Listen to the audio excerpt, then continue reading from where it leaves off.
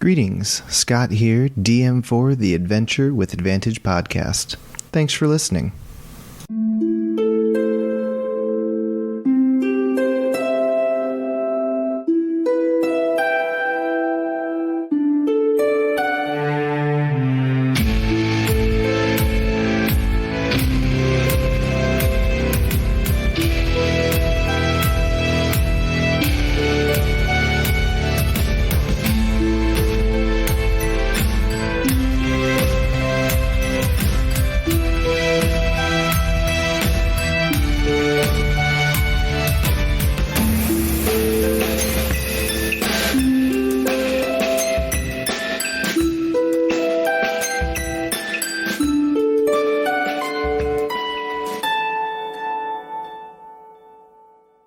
Welcome, everybody, to session 50 of Adventure with Advantage. We're so excited to celebrate our 50th episode.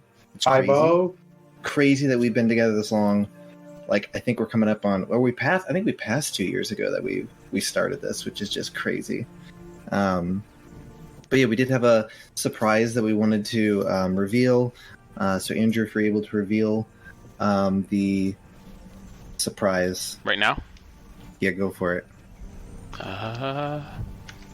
Woo! Ooh. Awesome. So we got a party commission done by the amazing Kat. You can find her information down in the About Us. I added her Twitter handle if you'd like to check out her stuff. She does some awesome work. And here we go. Here's our party commission. We're all pretty pumped about it. It's pretty awesome. Celebrate our 50th session. Even Flumpy's in there. It's fantastic. Yeah, it is so freaking cool. It turned out so grand. It is amazing. So thank you so much, Kat, for that. We'll be sending that out on our socials so people can see it. We'll be tagging Kat, but it is awesome work. So happy to have that.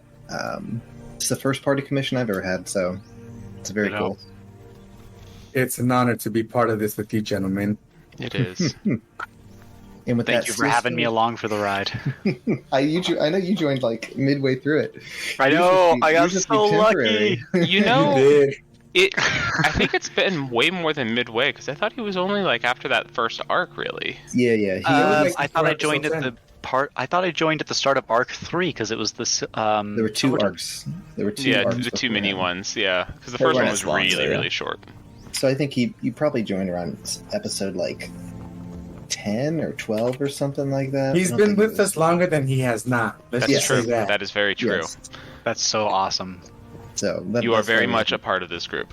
Yup, we're all. It's the four of us. So yes, it has been a blast, and we go for 50 more episodes. Woo! Hell yeah! We'll see how long this goes. All right. Well, with that, previously. The party arrived in Greywood to look into some rumored murders that had taken place. They soon learned that a body had been found that morning, causing racial tensions in town to rise. They met Caliphus, who had been sent by the Green Warden to investigate the murder and keep relations in the town calm. Caliphus filled the party in on the details, and they began working together to get to the bottom of the killings. The party investigated the site of the most recent murder and determined that it looked as if a large beast had attacked the man. They then became interested in an elf named Nalfin, who had taken time off work, claiming he wasn't feeling well, and who was one of only 2 elves in Greywood who could wild shape into an animal. They staked out Nalfin's house and soon saw 2 birds leaving the house. Elamir followed the birds while Levi snuck into Nalfin's house. Elamir found Nalfin and Ulathan, a leader of the town, an elf, in the woods discussing some things. They then turned into wolves and darted into the forest. Meanwhile, Levi found Nalfin's journal where he talked about a dream he was having where he was an animal and he attacked a man. That night, Elamir had the same dream. The party brought this info to Caliphus and all agreed they should question Nalfin and Ulathan. They got Coleman and Garios, the other leaders in town, on board.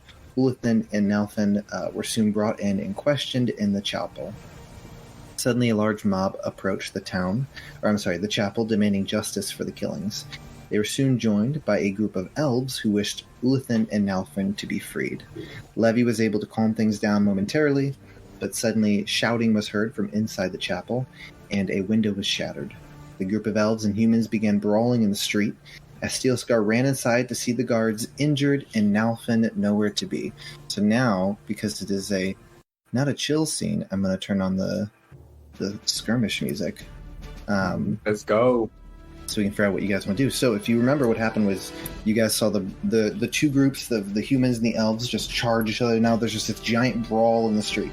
If I remember correctly, Elamir, Casimir, and Levy are all outside, or at least you were standing right outside the door. Steelscar ran inside, and he saw the two guards who were near Nalfin, both of them injured on the ground. And I believe you ran up and healed both of them just to give them a pump of health into them, make sure they didn't just die. Pump 1 HP to each of them just so they wouldn't die. All right.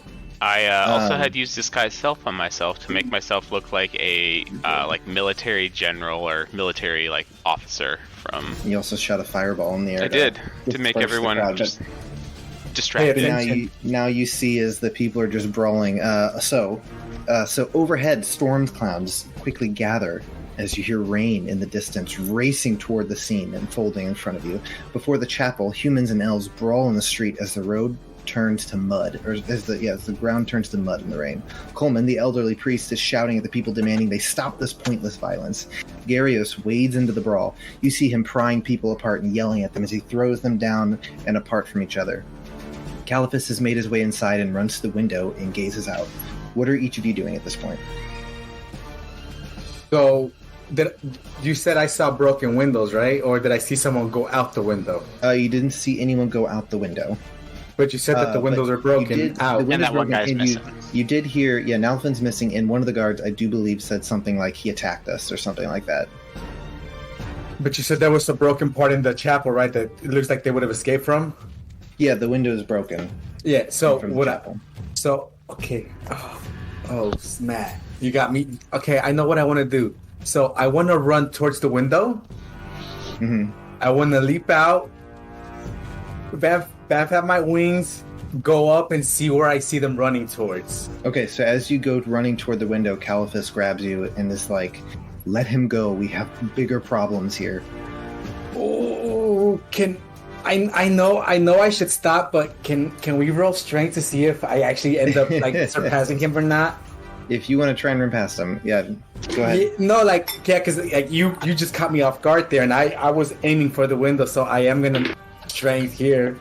And don't forget all.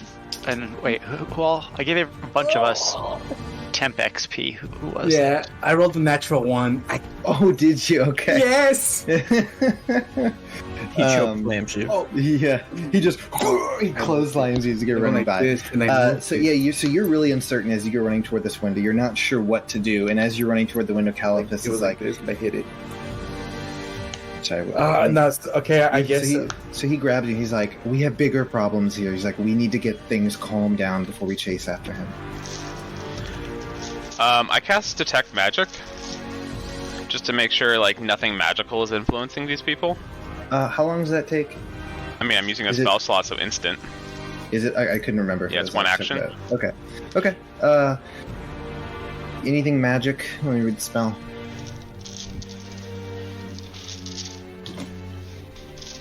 Someone had some magic mushrooms. And Elamir and Levy, don't forget you have 5 temp HP from when I cast Aid. Oh. Yeah, you don't detect any... You're talking about the crowd of people, as they're brawling, is there anything... You don't detect anything, any spell over these people that's causing them to do this. Okay. I don't really have anything to break these people up, so I'll defer to Caliphus on how he wants us to help. So Caliphus, he's inside. Oh, okay, got it. Are you walking? So Steelscar and him are inside. Got it. Yeah, we're inside. You guys see go back you see Garios is in the middle of the brawling, trying to separate people. Got it. So okay. you don't know that Caliphus just told Steelscar that you guys need to calm things down first. Scott, just to make sure, since I never made it to the window, I would not have taken out my wings then. You run and no, because in my mind, I saw me diving out and then bamfing him out. Yeah, no, it's fine. Yeah, you didn't use them. Yeah, I don't want to count for that if I didn't make it to the window. Okay, so he's like, help me with these men, and then we can deal with the problem outside. And he kind of like leans down, starts to pick a guy up, and tries to set him down in the seat.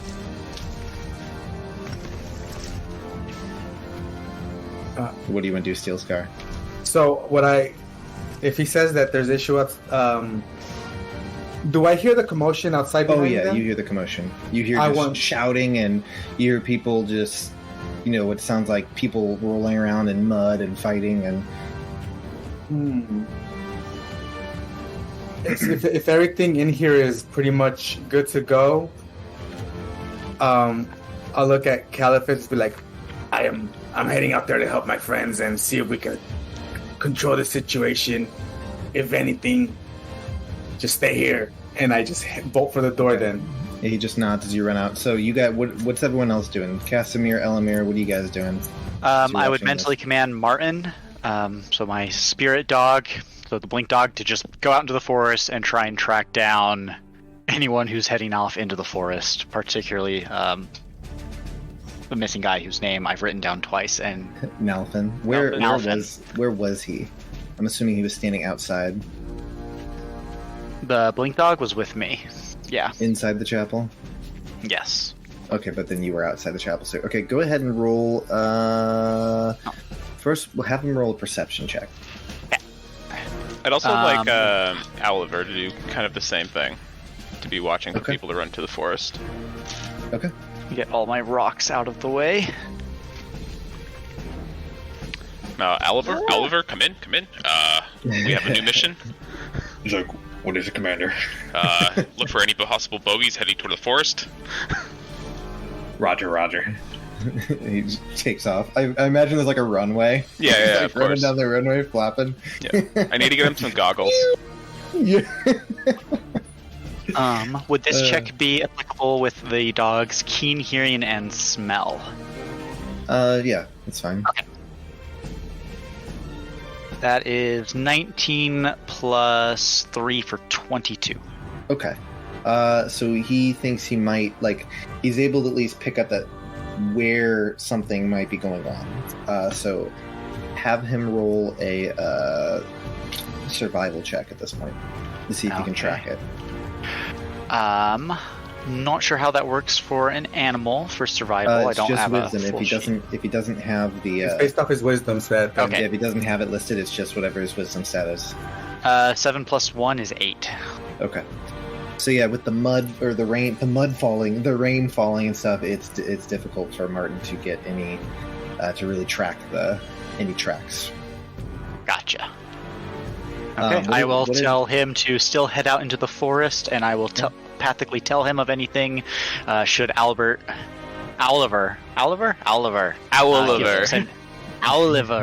send back any useful info? Did you roll a perception check for Oliver? No, I did not. I can though. Okay, go ahead and roll a perception check for Oliver. And I will give him. It's fine. Yeah, just roll. Triple advantage. I was gonna say disadvantage, but you can fly, so it's a little easier. Well, it's episode 50.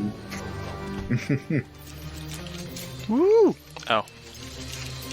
I get advantage on that, actually. Because I have advantage on anything that uses hearing or sight.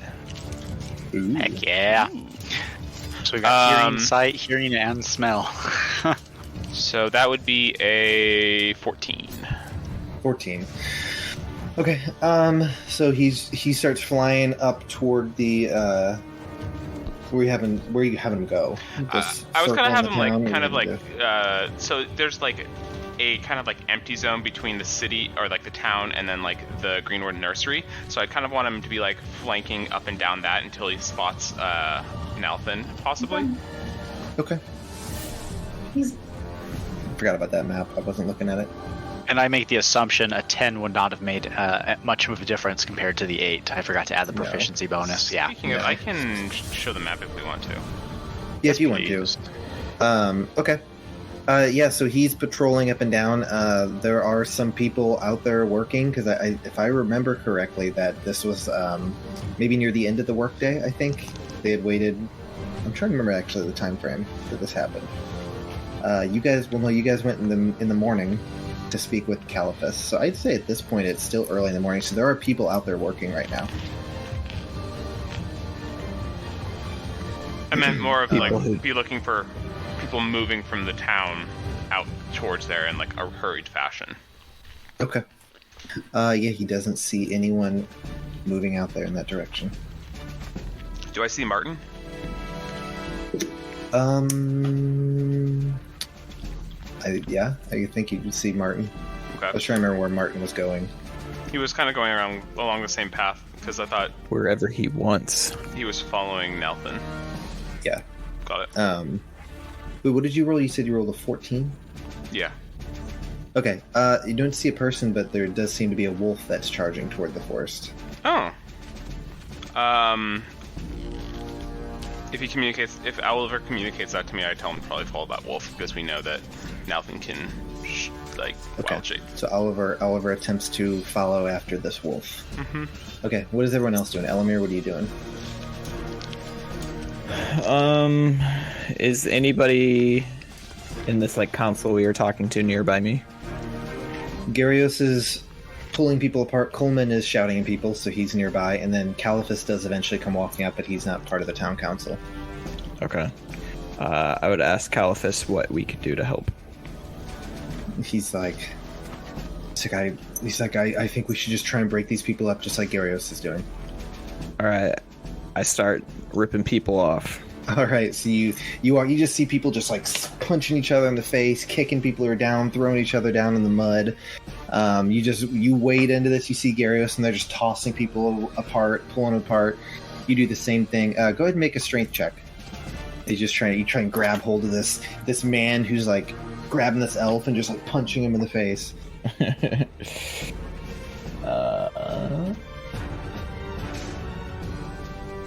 11. I'm a weak boy. 11. Yeah, so you grab this guy, you try and pull him off. The guy turns, just kind of like elbows you in the face as he just goes back to brawling in the street. Well,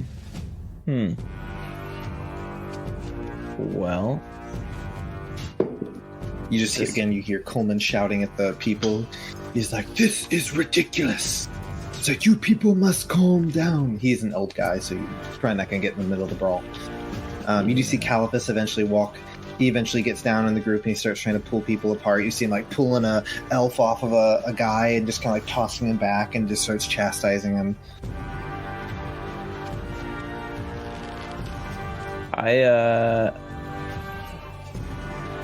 Besides like putting an immovable rod in between two people, like I'm not meant for this kind of combat. Okay. Yeah, so I could try to do that. I could try to separate two people with an immovable rod. And they could just go around it, but you could certainly try. It would be a minor inconvenience. Just tackle them and pin them down. I'm afraid of killing people again. They're not going to change into a demon. I'm a little scarred by that. I popped a person. It's true. It was a demon. It was a demon. It was a demon. I don't know if they count as people in this universe. I think they are sentient, though. They are sentient. He was aware of what was going on. Oof. Poor thing. Steelscar, what would you say you were going to try and do? Or you? No, I said around this time once they be done doing what they're trying to do, I'd be like basically coming out the chapel. Yeah. And then you just see the people brawling in the street. You see Caliphus, Elamir. You see Gyrios in the middle of the group. It looks like some of the people that they pulled apart are kind of just standing back watching. It's not as many people brawling so much at this point. But there's still some people fighting. I would probably step down there, seeing what like Elamir and everybody else is doing. Just head down there and start trying to get in between people and literally like trying to push them apart by brute force if I have to. Okay, go and make a strength check as you're trying to shove these people apart.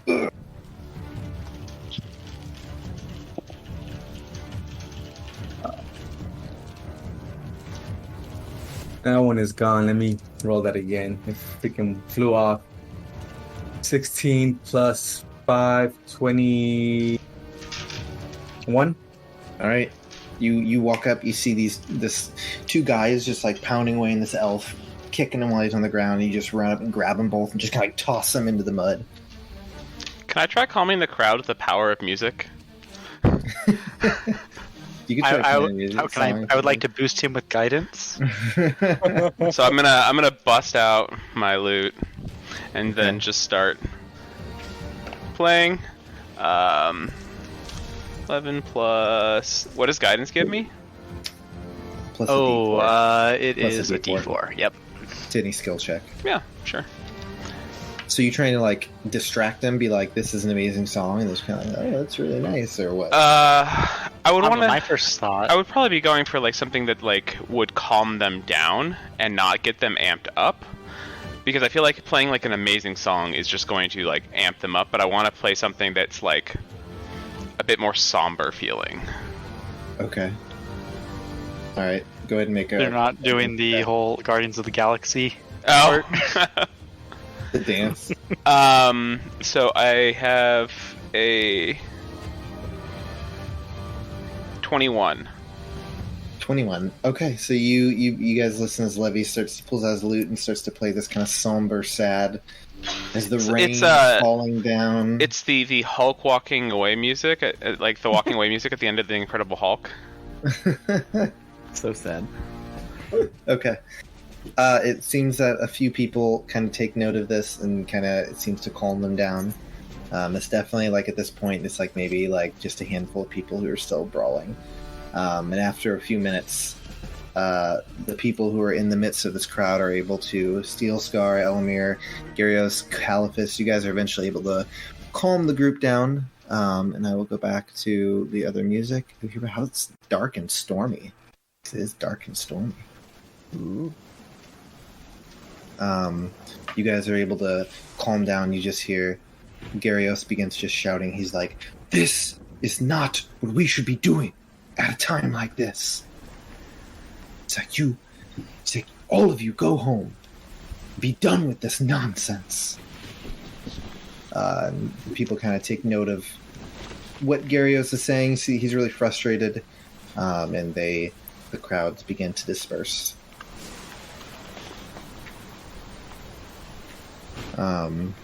Eventually you see that Gyrios, Caliphus, kind of this group that you guys have been with all kind of gather in front of the chapel. They all look quite defeated, frustrated. And Gyrios is just kind of like, it's like, I don't know what to do now. And Caliphus is like, it's like, I fear things may have gone too far, and I don't know that we can... I don't know if things can get back to normal after this. He's like, I must, I think it would be prudent for us to call any guards of any sort to help let them be on high alert for right now. It's like, I'm going to need to report what's happened here to the Green Warden. As all this is going on, I want to approach them and be like, if you need help,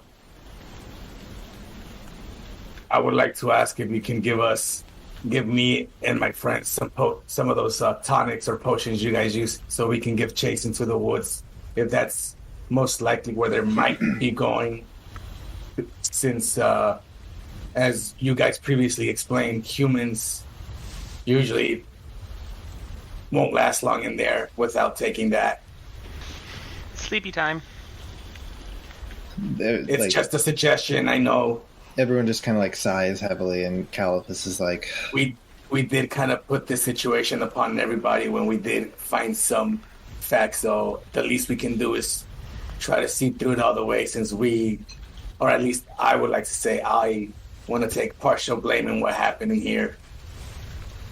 And Caliphus is like, at this point, I don't know what good it would do, or how much success you'd have finding Nalfin in the woods. I look at Elamir and I'm like, well, my friend here is an excellent tracker, so if he's willing to help, we should have an easier time. Oliver, do you have eyes on the bogey? Out of nowhere. You just say that out loud. So basically, Oliver is like, Commander, I was able to follow the wolf into the woods, but it's too thick and I can't see through the canopy. Roger, return to base. Roger. Roger. So yeah. So it seems that he was able to track him to the woods, but then once he actually entered the woods, That's fine. He wasn't really able to track him from the sky anymore. Yep, that makes sense. So yeah, we only know he went into the woods. About where he went into woods, so we have like a general idea of like the entry point, but where he went after that, we don't really know.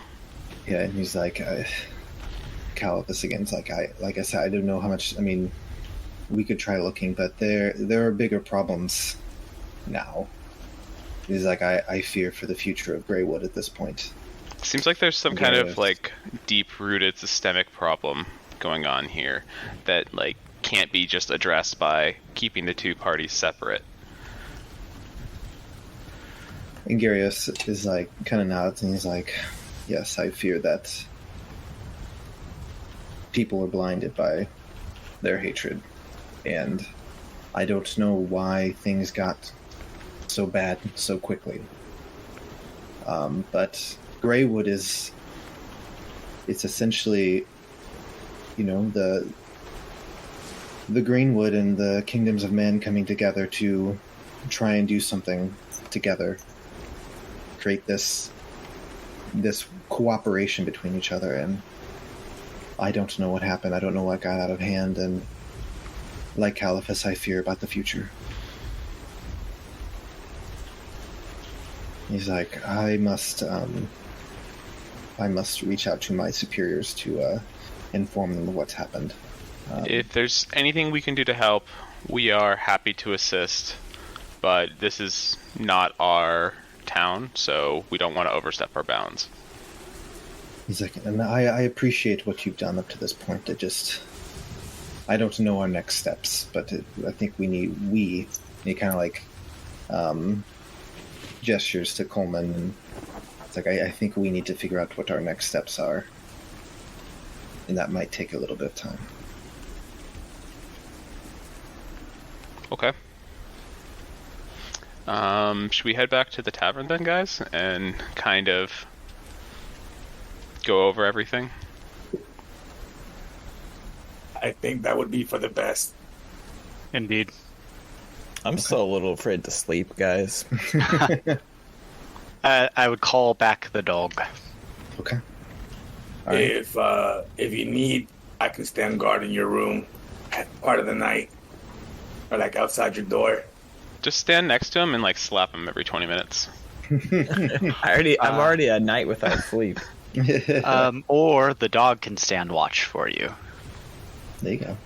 We just don't know how it works because I didn't physically leave my bed. He spiritually left.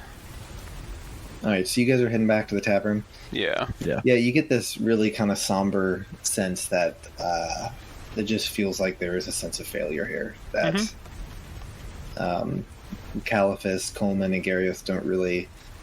They're surprised at how quickly things escalated, and they're not quite sure what the next steps are. So it seems like they need to kind of collect their thoughts and make a plan. But you guys are welcome to head back to the tavern if you'd like. Okay, so you guys make your way to the Greenwood Edge Tavern. Enter in. You guys are soaked. What do you want to do? Find a table and just sit and... Yeah, can I prestidigitate all that water out? Just... All right. Yep, get the water off you. Are you doing it for everyone else? Only if they ask. Please. Okay. Sure. I'd get my own. Yeah. Okay. Elamir, do you have the water? He likes being wet. Water? Yep. It matches his mood right now. Fair. Big sad. Less sad. So, it's like still early morning, right? Yeah, I think I just said it was maybe around like 10, 11 o'clock. Yeah, you said this all just happened in a matter of like... Hey guys, a few hours. What's your guys' opinion on, early morning drinking? Because at this point, kind of feels awful, so wash away that sorrow. Elamir, are you willing to join us this time? No, I am not doing anything magical. This is no, just a regular drink. Just a regular drink. I'm not in the mood to lose myself to the magics. That's happy fun time, not. No. I'm good. I need to think. Okay. I'm gonna ask So you just guys- for like a nice mead. Okay. So you flag down one of the servers. yeah, we as have they, a round. bring you over each a round of some mead. Right, Elamir, you were drinking too, or not? No, just some Okay. tea. Just How some- judging does she look for us ordering mead at like 10 a.m.? She doesn't seem too judging. It's kind of like a kind of. If it's on the menu, it's on them. She sees you and she just kind of nods and. Dwarvish. I got it. So we're partaking in her culture. Got it. There you go. So guys, doesn't look like we're going to be able to help out much here. And I'm a bit afraid of what might happen to Elamir if we keep staying. So, what is your guys' opinion about us leaving? Should change the music. You're not outside anymore. Well, I mean, it's still raining outside. It's true. Oh, that's too happy. Okay, I'll go back to the rain. Sorry. Well, But you could just put on rainy mode. I back on rain, dark and stormy. I'll be honest. To truth be told, I think we're partially responsible for some of the stuff that happened because of our involvement. Let's not kid ourselves there. But at the same time, I believe that if they're basically, I mean, from what I understood, they're gonna spend time thinking about what's gonna happen, and they're gonna get superiors here. They're gonna do their own investigation, and at the end of the day, we're not gonna get much done anymore. So, I say, in as much as I want to help them, I say we move on. I will say this. I don't think it's our fault that like the two groups are fighting each other. I think this was something that was happening and was going to happen no matter what. We tried to help stop it, but I don't think it's like us directly being involved made it any worse. Oh no, I'm just talking about the events that took place today. Everything else, I understand you. I mean, we tried to be as discreet as possible, and it didn't really matter. But like you said, I am concerned about Elamir's dream that he had. So maybe if we, move along, they'll go away. It might be tied to this place somehow. Who knows? I'd be pretty sad if my basically hometown is cursing me. I'm not from here, but if it's the forest, that's a big deal. I mean, there's also the other option of us heading into the forest and trying to see if there's something in there that's causing these events. But we don't really have a ton of lead to go on for that. And I'm not quite sure how we would, unless we just explore aimlessly for several days, how to find that.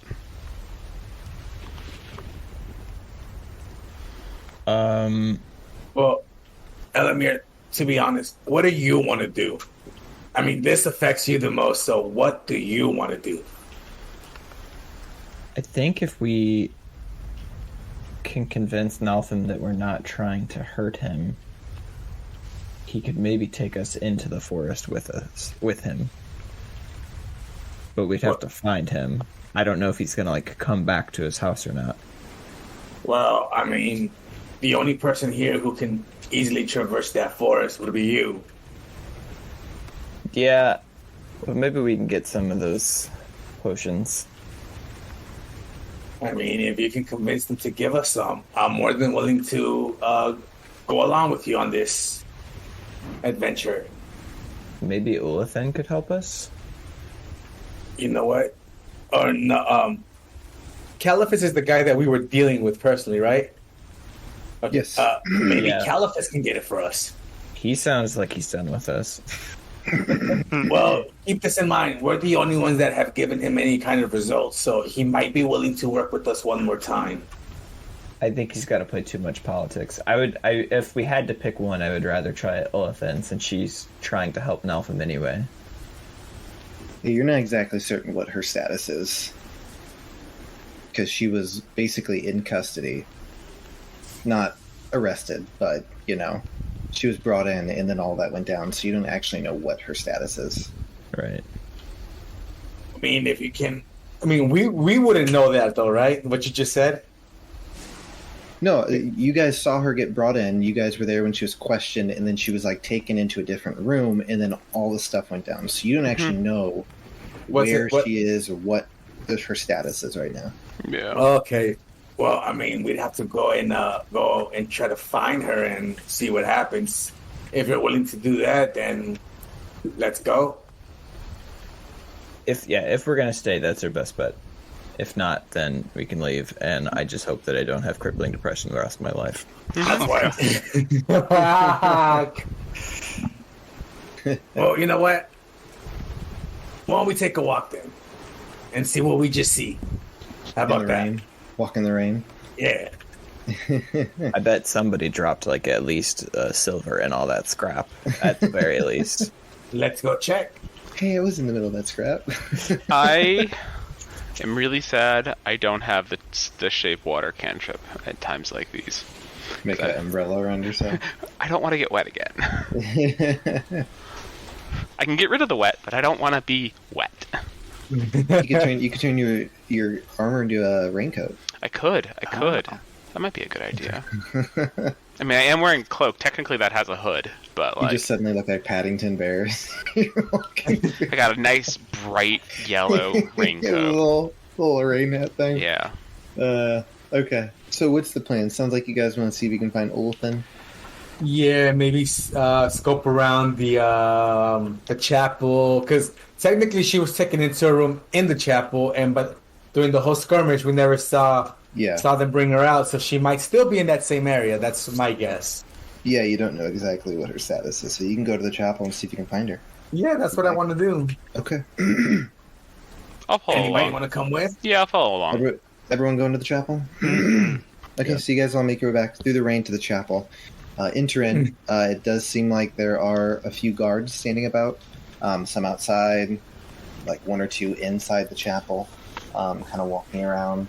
You see some people are busy cleaning up the glass and cleaning up the blood from the guards who were attacked. As you walk through the town, it does definitely there's a bigger presence of guards standing about, keeping an eye on things. I look at the whole I look at the whole party and I'm like, well, Levi, because he's the one that explained it to me. You said that we can use this to communicate with others, right? Which? I like basically I'm like fiddling with the ring. Well, us between ourselves, yes. Oh, so there would be no way for me to contact Olithin then. Nope. This is a closed system. None of us.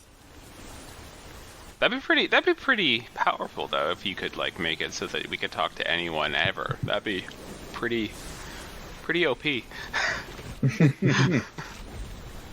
All right. Well, that was my idea. I guess that's thrown out the window. You could ask someone. Mm-hmm. There were a few people standing about. Oh yeah, is there anybody that looks that they're not a guard but someone that usually works here or is always here? You can find an acolyte of the temple or something if you. Yeah. I just cleaning up some of the mess. Okay. I just want to go out to them and be like. It's like a younger man. Excuse me. Quick question. I was in the chapel when this whole fight broke out outside. I was here defending Caliphus and then helping the two guards basically stabilize them. But I saw they took Olithin into a room. We saw the room they took her into, right? No, you just saw her take her back. If you picture in the chapel, kind of where the front where the stage is, there's maybe some doors on either side. She went through that door, but that leads to the rest of the building, not just a room.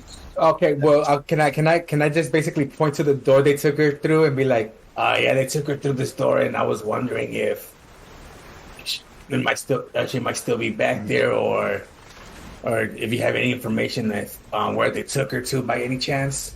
He's like, if you wish to speak with Ulithin or have any information about her, you would need to speak with Caliphus. She is currently being detained based on what happened.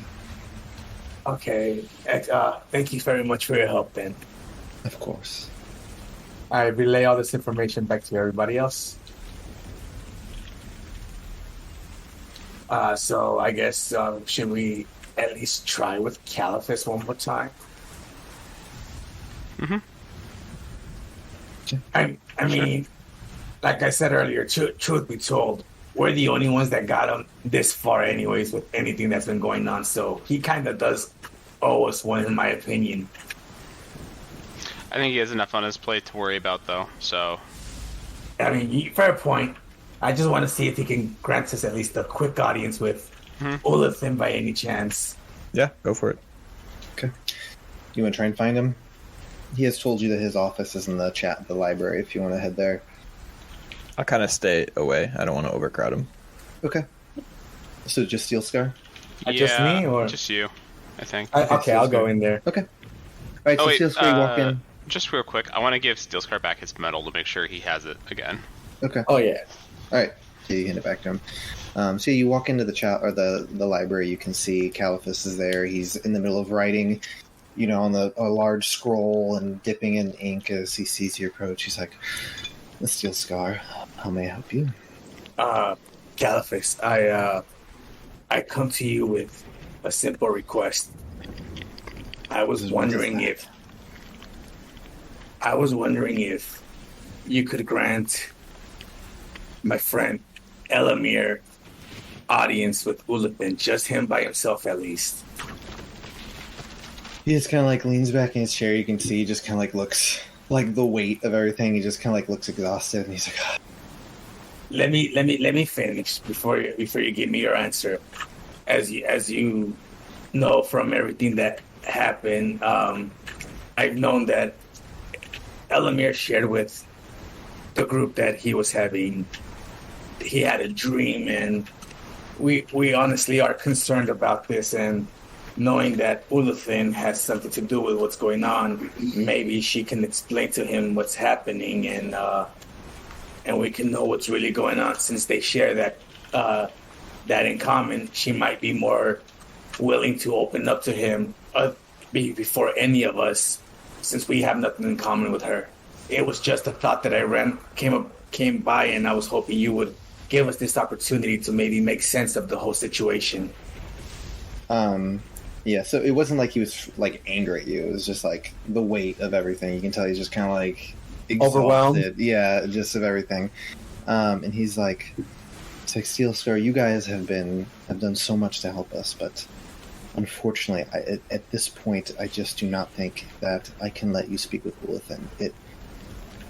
Things were fine, but once Nalfin attacked the guards and escaped, and with the information that we know that she spent time with him, she is going to have to be questioned back in Athrun Hall by the proper authorities there to see if we can get to the bottom of what's going on. She can't stay here in town. I mean, it's not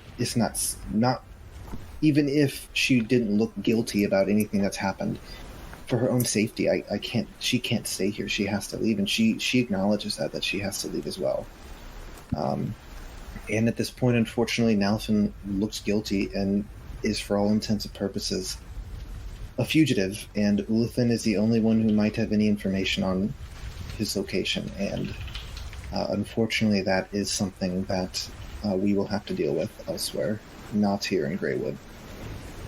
Okay, fair. I understand. I'm guessing she's been moved out of here already then.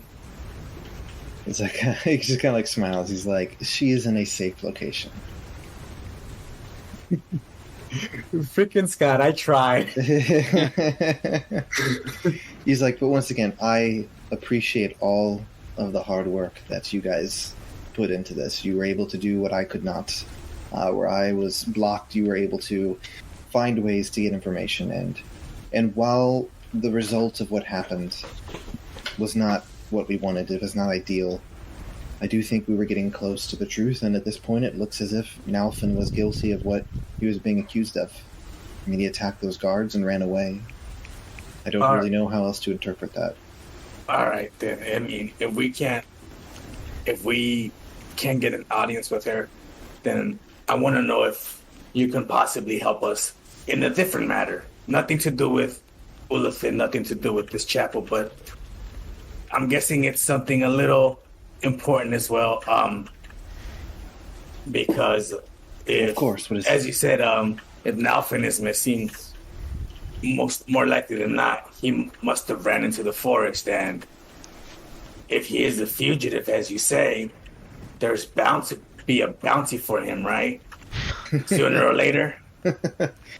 He's like, potentially, eventually, but right now, no. Well, if you're a bounty hunter. So let's say it comes to that.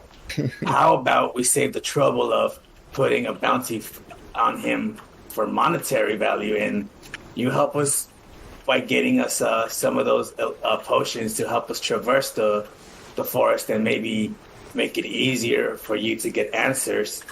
If you look at this on your benefit, you'll realize that you being the one to bring him in would make you look better, wouldn't it? He's like, yes, it would make me look better, and I appreciate your desire to get to the bottom of this, but at this point I have to figure out what our next steps are. I need to speak with the Green Warden and see what he wants to do, and Nalfin at this point is off in the woods doing who knows what or where he is. But I am responsible for the Greywood here, and its existence may be up in the air at this point. Well, fair enough. As you know, we are staying at the Greenwood Edge Tavern, so if anything, you know where to find us. For the time being. It's like, yes. Once again, thank you so much for all of your help. If and we I walk away. See again, then I wish you the best of luck. Same to you then. And then, wish him a good day, and I walk away. All right. And I let the rest of the group know that I was unsuccessful at anything. I mean, honestly, it would make sense because the only kind of haggling or sweet talk he knows is what he's seen Levy do. So he tried to, and it didn't work. I say it's fair. You tried. Sorry, guys. Good on you. Levy, I guess I need to learn more from you. It's okay, Steel Scar. One day. We should probably then get out of town and head to our next destination. I don't want to stay here too much longer unless we have to. I mean, my last option would be if Elamir wanted to take a quick look in the forest and then come back. If nothing is nearby, then we should then just call it there and move on. Go for a casual stroll. Into the woods. Get Just lost going for a walk. I mean, Right, he's so able to relay everything back to us through the rings, right? To a certain distance. 500 feet, yeah. There you go. If he can't get back to us and we don't respond, then he knows he's too far and he just needs to come back. It is daytime though, so people would be out there. Yeah, there are people out there working. Although it's raining, so it's not a ton of people out there working. The elements are on our side. Come on. I mean, yeah, I can stealth anywhere I go. I just don't know. Do we have really a clear direction of... Oliver saw where the wolf entered the woods. Okay. I mean, I can try and track again. I don't know with the rain if it would be probably make it more difficult. It would definitely make it more difficult to track, yeah. Levy can communicate with Oliver up to a mile, so if Oliver accompanies Elamir, that's farther than I see another range. 500 feet. Yeah. It's hacking. Well, you can't communicate to him through the ring. I could talk to the owl. Yeah, but he could talk to the owl, and the owl understands Yeah, but transmit back to the owl, Levy. the owl has to be It would be next. one-way communication. Yeah. Yeah. Yeah. 2 pecks for no, 1 peck for yes. I'm willing to give it a shot just because if I leave and this thing comes back, then I don't know. What do you I mean? think it might If be we leave and it comes back, so like if we leave the area and you're still getting your dreams. right. Well, like have I to said, test that. how about you just go in and up to the ring's limit, and then if you see nothing, you know what? We just call it there and move on. I'll go There's a get lot the of wood cart out ready, there. I guess, or our Yeah. wagon. I'll go with I'll go with Elamir just so he has a relay point. So are you wanting to run like in the woods and try and track the tracks? Or what do you want to do here? Like just walk around and be like, kick a few rocks and be like, I don't see anything. I would at least go to where, as far as we knew, where the wolf entered. Look for some tracks. If I don't see it, then Levy's getting the car ready. So And we can send both the summons with him just in case. Okay, so you guys head to the edge of the woods, and Steelscar and Elamir, you start looking about. Levy and Casimir are getting the cart ready. Mm-hmm. Okay, so Indeed. you guys. I'm you just guys gonna start go. to- I'm basically going to the edge before even going in, just so that if he needs to communicate with somebody, I would be that 500 Okay. feet point. he's a human relay. Basically, I'd say yeah. So I'd say at this point it's probably about. I don't know how long you guys spent in the tavern. I imagine you spent some time there drinking and just maybe kinda, like an hour or so. decompressing Yeah. after everything that happened. Okay, so at this point it's maybe like 1:00 in the afternoon or something like that. It does seem like the rain kind of starts to begin to clear up a little bit. So I'll turn off the weather seems to be improving. Seems that the storm might have passed. As you guys make your way outside into the mud, as you guys are walking through. So Steelscar and Elamir start heading toward the Greenwood. Casimir and Levy start getting the cart ready. As you guys are The leaving, glorious carriage. as you guys are leaving the chapel, you hear a voice from behind you. It's just like, wait, hold on. You turn around, you see Gyarios walking towards you guys. And he just kind of looks kind of just depressed, just Defeated. defeated. Great word, yeah. Just defeated about everything that's going on. How can we help you, Garius? He's like,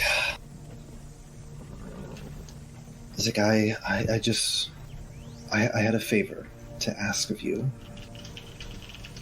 He's like, I must tell you that I apologize for how I treated you when you first arrived in town. Oh, we're used to that. It's okay. It's like you had some questions, and I was unwilling to answer, but you guys have proven that you wanted to help, and I think that you had the best intentions at heart, and unfortunately, things didn't turn out our way, and I let my fear of outsiders interfering get in the way of what's best for our town, and I couldn't see that the tensions were as high as they were. He's like, the people of Greywood, my people here, they were blinded, and I don't just mean the humans and elves. We were so blinded by our hate to the point that we couldn't. All we saw were the differences between us. It's like there will always be things that we can't or won't understand about those who are different from us, but we can't focus on the differences. We need to focus on the similarities. He says, I understand that now, and I see that I let my own fear blind me to that. But I don't know the future of Greywood. I don't know what's going to happen, but I know this, that I am responsible for its people. And Ulathan has asked me one last favor. She has asked me to try and find Nalfin. She claims that he's innocent. I don't know if he is or if he isn't. But I trust her, and I wish to do this one last favor for my friend before she leaves. So, I must ask. would you be willing to help me try and track down Nelson? And he turns to you, Elamir, and he's like, I heard that you're a good tracker and you are familiar with the Greenwood. And with your experience and my experience being here, maybe we can figure out where he went. Yeah. We, I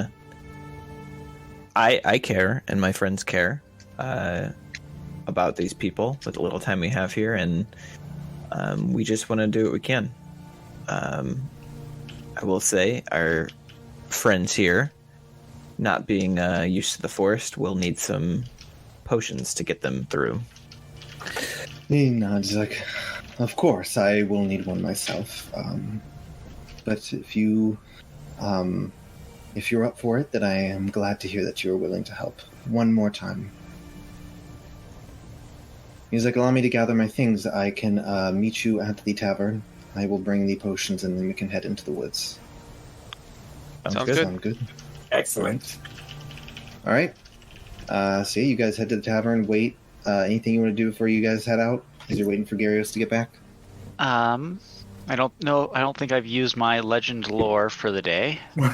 Here we go. Here we go. Legend lore. I realize I've never used it to examine my axe. My cursed axe. The Lugbarak, I think is Lugbarak. Yep, Lugbarak. Okay. So I'm going to see if there's any like forgotten stories or secret lore or anything, or if it's of legendary importance. So yeah, so it it's the dwarven name, and it means I believe it's corrupted axe of the light, or it means axe of the light bearer, but it's corrupted. But yeah, it means axe of the light bearer. You know, the Light Bearers were a group of... so you cast the spell, and you do get this information. The Light Bearers were what? A group of, it actually worked? Yeah, they were a legendary group of paladins and, like, clerics, and their kind of whole thing was that they would bring light to the darkest places. So they were typically found in... That's why you found the axe in the Underdark. It's just places of great... that's where... Yeah, I think that's where you found it. Just... Yeah, places of great evil. Like, they believe that they need to take their light to those dark, evil places and, you know, try and purge it of the evil that's in the area. And, yeah, they were very popular, like, years and years ago, although they've kind of faded a bit in their presence. Awesome. There you go, you got a use out of it. You just see Casimir's eyes just... No, I'm surprised it actually worked for once. There you go. It worked. You did say, I'm going to cast it till something works, so let's see. Okay, cool. So yeah, after a few minutes, you guys see Gyarios show up. He has the 4 potions. Hands them out to you guys. Elamir, you're good. And he has one for himself. You see he does have like an axe with him, like the kind of this bigger axe. He kind of wears like this bigger kind of cloak on him as he's like hands it to you guys and just like bottoms up. You guys tip it back, drink it. What did we say it tasted like? I think it said it tasted kind of earthy. I think I'm trying to remember, but I believe it was minty? Kind of earthy taste. I think it was minty. I do think we might have said minty. So there you go. Yeah, you said I think like minty, sweet, something like that. Yeah. So you guys want to head toward the woods? Sure. Yeah, we'll go. We'll go. So I'm gonna ask Oliver for air support. Okay. You want him to show you where he saw? Yeah, saw the entry, Okay. and then keep above the forest and come down if we need help. Okay.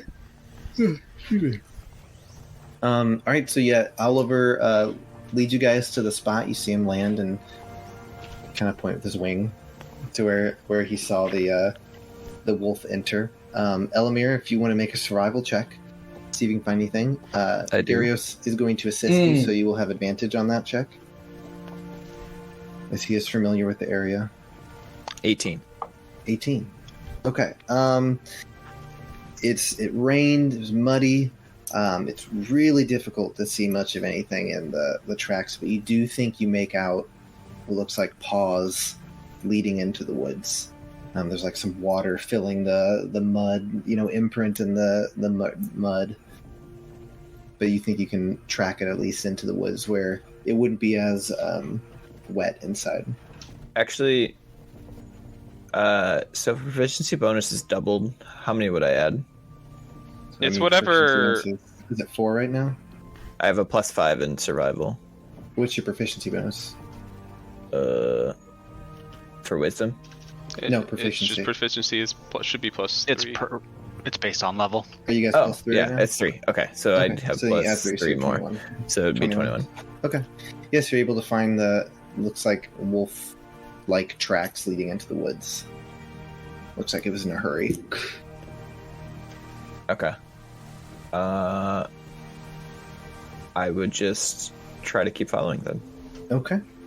So you guys begin to follow Elamir as he begins to follow these tracks into the woods. Go ahead and make another survival check for me as you begin to move into the woods. Just see if you can keep track of them as you're kind of moving through the brush and all this stuff. Would this also be with advantage? Yes, be with advantage. He's helping. Garios is helping. You hear the birds tweeting and trees are rustling. That one's a 17. 17. Okay. Yeah, you're still able to keep track of them as you move through the woods. So you continue forward. It seems like they aren't following a path. Like it looks like they've kind of gone off into the woods and they're moving through. And Garios is like, do you think we should call for him, or what do you think we should do? I'm kind of like looking at you, Elamir. I think, kind of not knowing what state he's in, I would assume he is going to be cautious. So I would think we want to not spook him. Do we want to use stealth? Yeah, I mean, I could cast Pass Without a Trace. Okay. So I'll do that. Pass Without a Trace. Okay. Well, let's go. So yeah, everyone then I'll go do ahead a and roll. stealth check. Go ahead and roll. I'll roll for Garios. Go ahead and roll stealth check. Plus so 10, plus right? 10, right? Plus 10. Mm-hmm. Okay. Let me get his stats. Well, plus 2, so 14, 24. I don't have disadvantage anymore because I dropped my AC by 1. It's worth it though, because I rolled a nat 1. You're up to 11. Well, Shit, I did I know. too. I rolled a 17, and then my disadvantage, I got a 1. It's still a failure. So you guys, as you guys are walking, you hear like some. She's like Levy steps on a log, and like hoping he can step over it, but the log actually just splits in half. I don't know my own strength. Sorry. Well, I got a 32, so Yeah, the dog I got a got 24. 18. Garios, he's a bigger man. He moves. You definitely think your spell helped him move more quiet than he typically would have. As you hear that noise, as you guys hear Levy doing that, you're continuing following. And that one just an auto fail? I thought it's only on like attacks. It Yeah, depends on on the skill GM. checks, it's not a fail. On Got skill it. checks, it's a, So then but I you got still got a what? plus 10 would be 11 plus 4, so 15. Oh, okay, that's a lot better than I thought. But would you get, Casimir? Because you also rolled a 1, right? I got 1 plus 11 10. plus Plus whatever your stealth is. Or yeah, so I guess it'd be 12 total. Oh, okay. You guys And the rolled a dog lot got an better. 18 total. Yeah, you guys rolled a lot better than I thought. Okay. Then you didn't step on the log and break it. My bad. So you're able to follow the tracks, Elamir. You guys move stealthily through the woods, avoiding anything, until it looks like the tracks they turn into what looks like a rock. But then, as you kind of look at it, it actually looks like it's some sort of cave or something in these rocks. Like, you feel like if you weren't looking for it, you would have never noticed it there. So like in the first Hobbit. What do you mean? I'm trying to think what you're talking about. I just watched it recently. They're like in a wide open field and there's a rock and then there's a cave. No, yeah. Oh, it's you're right. You're right. It's more like there's like vines and stuff growing, like hanging over it, kind of thing. Yeah, it definitely is like not just sitting there, big opening. It seems it's a little difficult to see. Okay. Well, if he went in here, yeah, he probably couldn't get out. So this is best chance we have to kind of pin him down for good or bad, whether he's guilty or not. Well, I mean, if we can convince him to talk to us, maybe you can ask him about what's going on and the drink stuff. Yeah, I definitely don't intend to kill him. No. If need be, I could restrain him. I do still have my rope of climbing, and I can actually also use it to just tie him up if we. Are you guys talking out loud, or are you using your rings? No, we're whispering. Okay, because we're talking amongst each other. Garrus like, so what are we doing? What's the plan, guys? What are we doing? No, yeah, I huddled us. We're all huddled up. All right, we're ready for the big play. It's time to do the annexation of Puerto Rico. Little Giants, love that movie. I can. I'm gonna cast Detect Magic again, just to kind of have that going for the next 10 minutes. Okay. See if there's anything though around me when we're walking through this cave to make sure nothing pops out at me. Yeah. All right. You don't, from where you're standing, you don't detect anything other than the normal stuff of what you're carrying, and probably background static from the Greenwood. I'm imagining. Yeah, it's kind of magical. Yeah. Dude, how long have we been in the woods? I'd say about 20 minutes. You've been on these tracks. Because once we hit an hour, I get more bonuses from favored terrain. Yeah. No, you're not been an hour. I'll just suddenly feel smarter in 40 minutes. Just level up. I see no reason just to not proceed. Okay, you guys are making your way inside the cavern.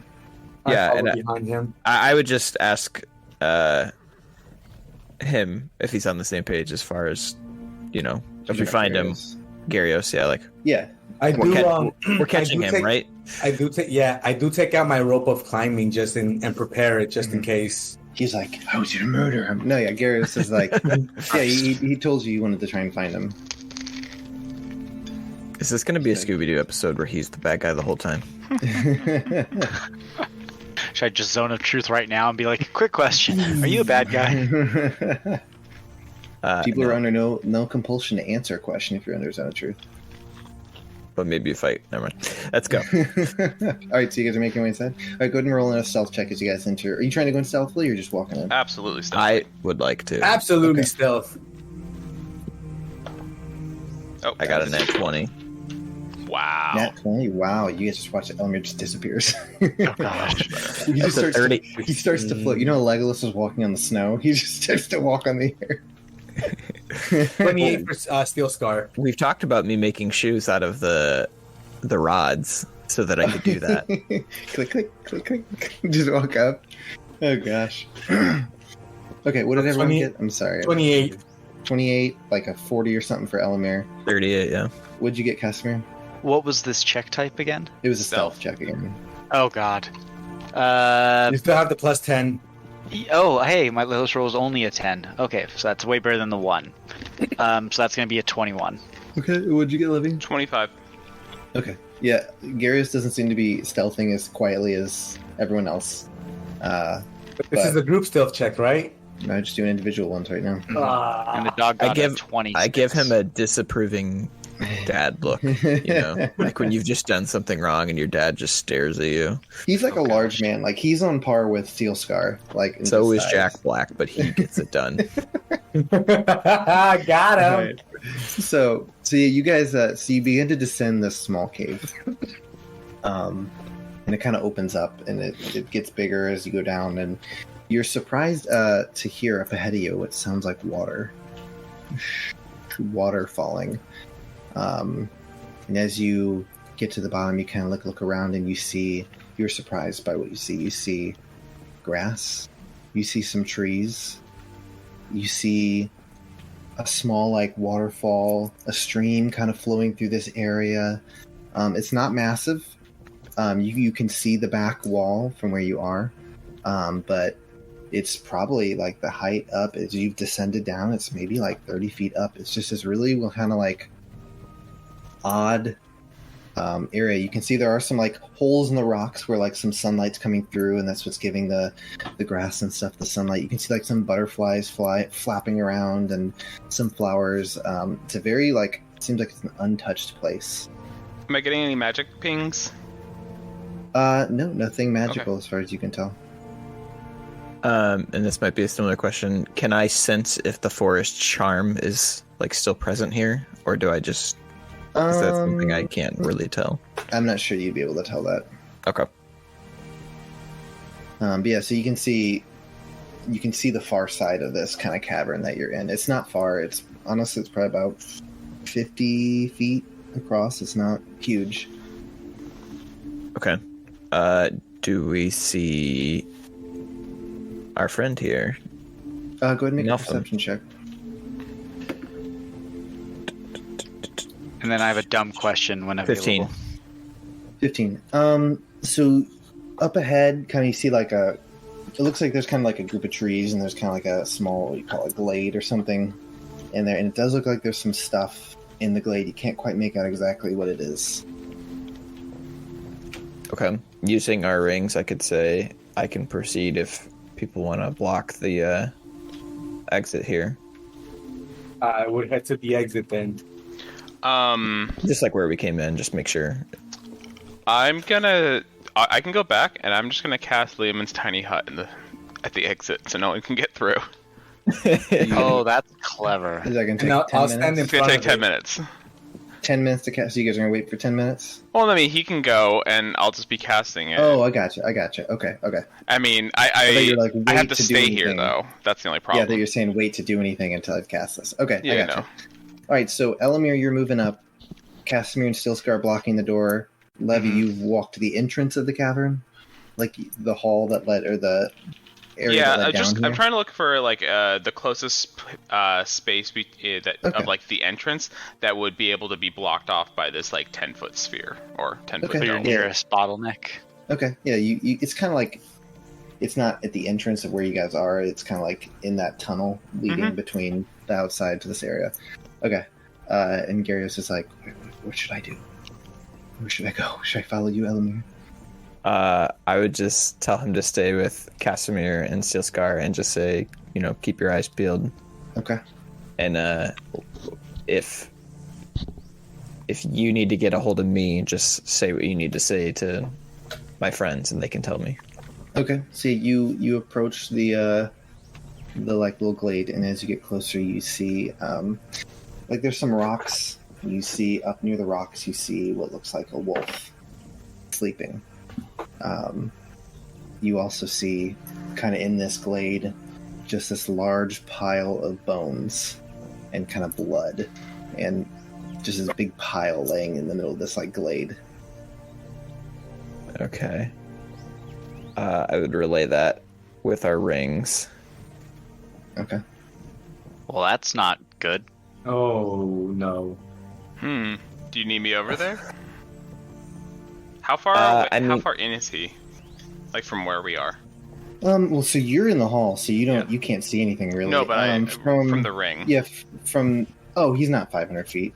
Yeah, got it. He's within the range, but from like Steelscar, I'd say he's probably about 30 feet in, probably about halfway in like the glade, kind of about halfway into this.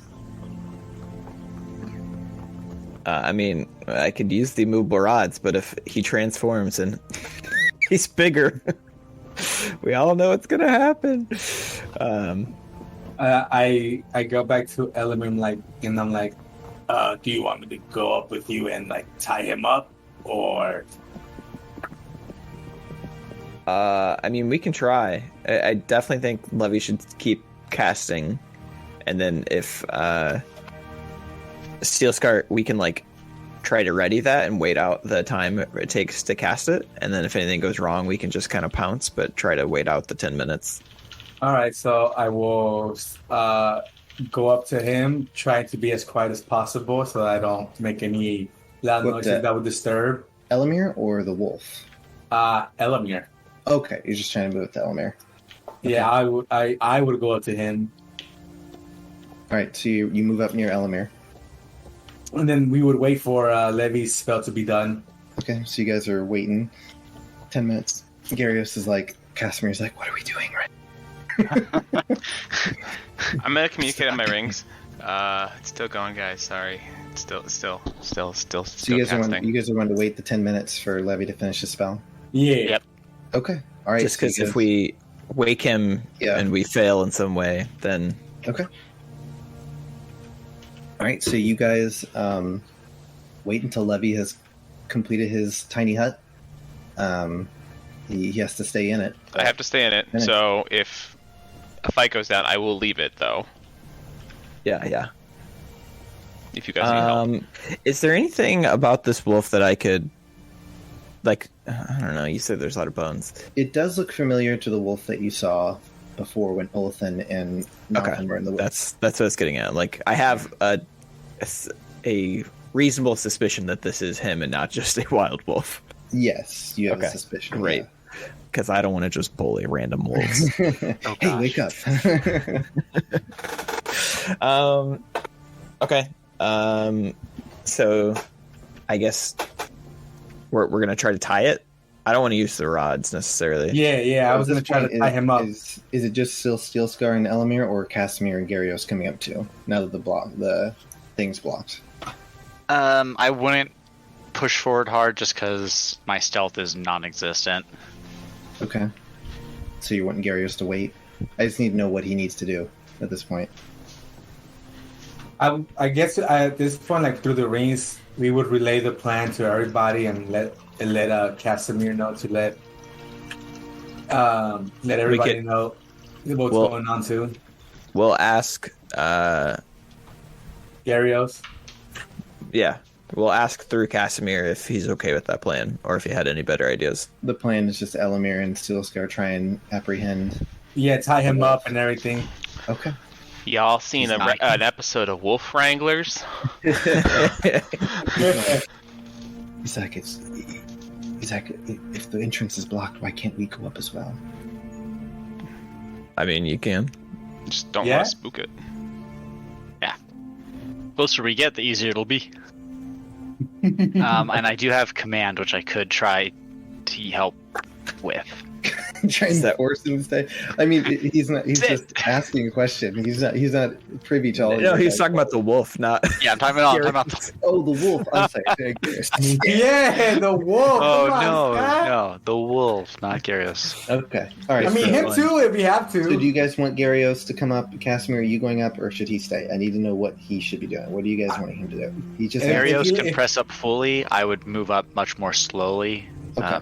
Trying to not make a racket with my armor. So Steel Scar and Elamir, you're trying to go up and basically tie up the wolf? Yep. Okay. So Steel Scar, Elamir, you guys are trying to like sneak up on the wolf. If you got like a rope out as you're sneaking up. I previously did mention I have my rope of climbing on hand, and it's able to tie knots, and for knots that I tie, I lose 10 feet of it. Okay, so you're walking up to it, though? You were trying to walk up to the wolf? And... Yeah, like sneak up. Be as quiet as possible as to not wake it or disturb it. Hey, guys, okay, so... I have a thought. I'm communicating over my ring. Yes. Do we really want to be coming at him, trying to tie him up, and that's going to be the first thing that he sees when he wakes up, and it's going to be kind of a, like, we're tying you up, but don't worry, we don't want to hurt you. I look at Elamir and I'm like, I guess he does have money. I mean, I just figured if it's been this long and he's still a wolf, like he's just not in control. Well, that's fair. That's fair. If we try to reason with him and he doesn't budge, then I will get a little more aggressive on trying to restrain him for the time being. We could try to reason with him, fall back to the tiny hut if needed, At this point, Gyarios has reached you, Elamir and Steelscar. He's like, are we ready to grab him? Yeah. You guys can wake... Well, so if we don't want to tie him, you guys can wake him. I would like to try to hide somewhere so that I could, like, ambush if it goes poorly. Okay. So whatever plan. So you watch as Gyarios and Steel Scar, I'm assuming, move up toward the wolf to wake him, right? Oh, I guess if that's the case, I would try to pet him You're gonna pet a wild wolf? gently. I do All right. have proficiency in animal handling, All right, so so I guess I use that any way possible. As you guys are approaching, so Casimir, you watch as Elamir kind of starts to move toward one of the trees. Mhm. You see Gyarios and Steel Scar begin to move toward the wolf, when suddenly you see something that you didn't see before. It looks as if it appears from out of the tree. And as you kind of like get a better view, this thing just kind of starts to move up behind Gyarios and Steel Scar.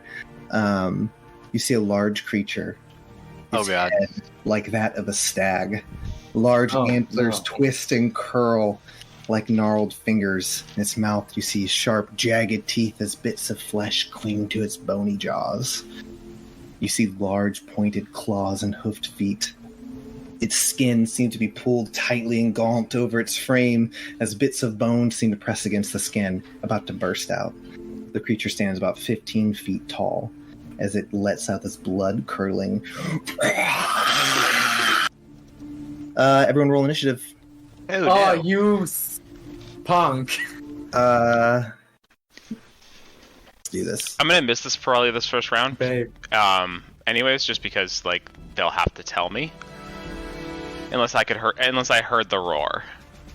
You would have heard that Okay. roar. Then I'm still just probably gonna be running. All right, everyone, give me your initiatives. Oh crap! 16. No one's close to me, so I can't give anyone a bonus besides myself. You got 16, Levy. 22. Sorry, 22 for Steel Scar. 22 for Steel Scar. Elamir, what'd you get? Oh, 11, I see it. What'd you get, Casimir?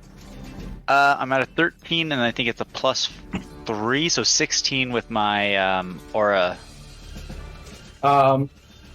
Is there battle map or theater of the Nope. map? Theater of the Mind. 16, All right. you said, Casimir? 16. Okay, Levy and Casimir both 16. Okay. So Levy would go ahead of me because I think his dex is higher. I have a +5. All right, hold on You a have a second. +5. I mean a +1. I just read my saves. Oh, wow, I'm like, damn. That means you have 20 in dex, man. that would be insane. I would like your dex, please. Yeah, me too. Don't your bonuses cap out at a certain point? 20, right? Yep. Some caps. They go to 20, but there are certain items that will say, oh, you get a +2, and it doesn't say. Some items will say, oh, the item does not allow you to go over 20, but some items don't say that. All right, Steel Scar, you hear this loud roar as you just turn around and you see this massive, horrible creature just staring at you with its giant claws. Oh, no. You were the first to act, though. What do you want to do? I would. I'm going to say you have absolutely no idea what this is. Is the thing blue by chance? Does it? Aberration, celestial, elemental, fey, fiend, or undead? It is blue, yes. Okay, over the rings I would yell, "Big blue!" I guess I would pull out my sword. Actually, Yeah. hold on one second. I actually need you to make a Constitution saving throw. Me? Yes. Oh, snap. Okay. Easy. 4 + 6 is 10. Okay. You guys watch as Steel Scar, you turn around and you pull out your sword ready to go, and this horrible smell just hits you. Just the smell of rotting flesh and just decay, and just you were just incapacitated as you just stand there and watch this creature move toward you. So yeah, you are considered incapacitated right now. For a turn or until further notice? You were incapacitated till the start of your next turn. All right. All right. Next up is the creature. The creature. So Elamir, I'm gonna say what you were doing is you were kind of like walking toward a tree to like, if they Steel Scar and Gyarios are walking forward, you were kind of going off to like the left to kind of get that tree. But it is the creature's turn right now. So the creature is going to just charge at Steel Scar and Gyarios, who are right in front of it. So here we go. Make sure I do this all right. Dang. Starting off rough. Yeah. All right, he's going to make 3 attacks against you. What? 3? It's going to be a 22 to hit. That hits. If it's 16 Wait, isn't or he over, incapacitated, so it auto hits? Incapacitated is different than paralyzed. Incapacitated is you can't make actions or reactions. Got it. Natural 20. Nah. A claw, and that's going to go in for a bite. It's going to be a 28. They'll hit. All right. Here comes the damage. I'm scared. Let's see. Oh, that wasn't great. First claw just rakes you. Is going to be a 15 points of slashing damage. Ouch. Here comes the crit.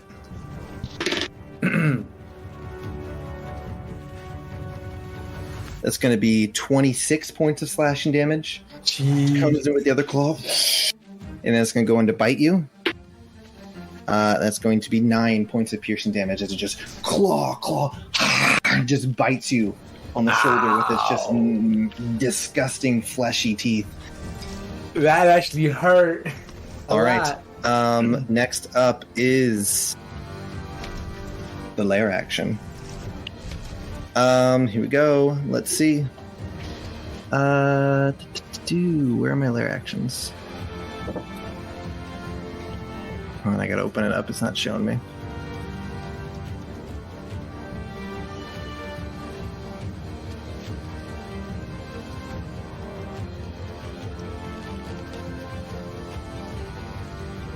Okay.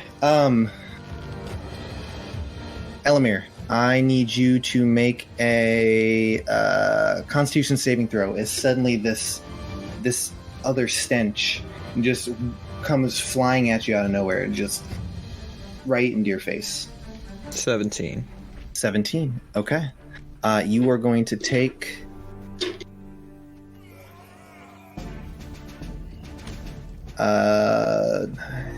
you're going to take 4 points of poison damage. As just the smell just overwhelms you and it burns your lungs as you breathe it in. Next up is Casimir. Okay, so about how far would I be right now? I'd goal say to get closer. you're probably about 20 feet from this creature as it's approaching them. That's great. DM question. Yeah. I know it's late now, but would Casimir have been close to me by any chance? No, he was intentionally walking up really slowly.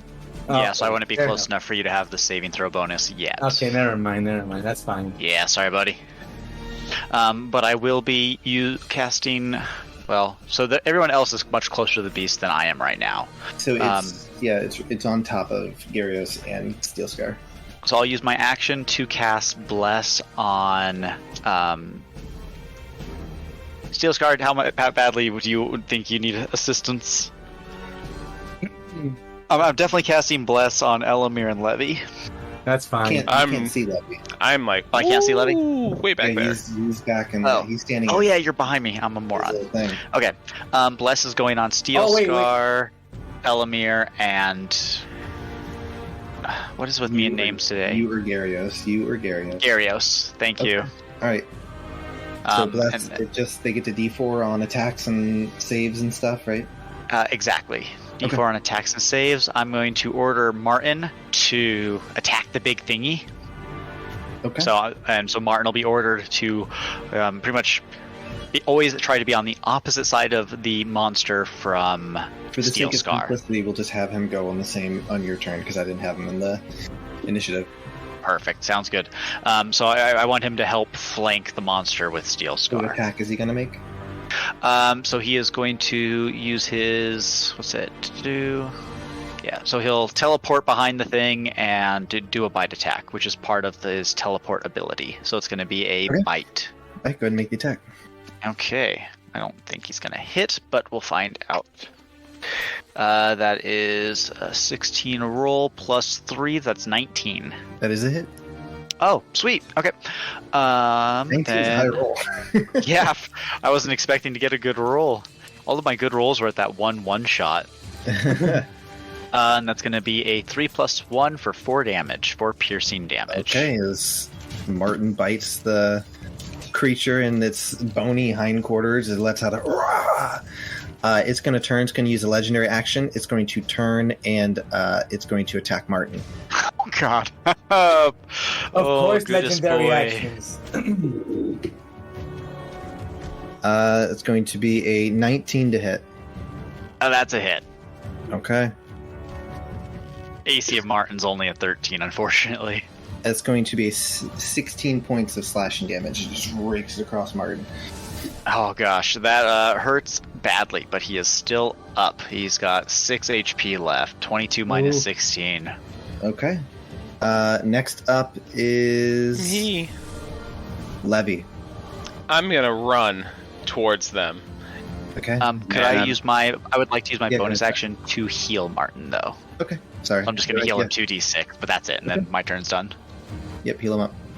All right, Levy, you're up. So you're running toward the party. Yeah, I'm gonna use my action to take the dash action as well.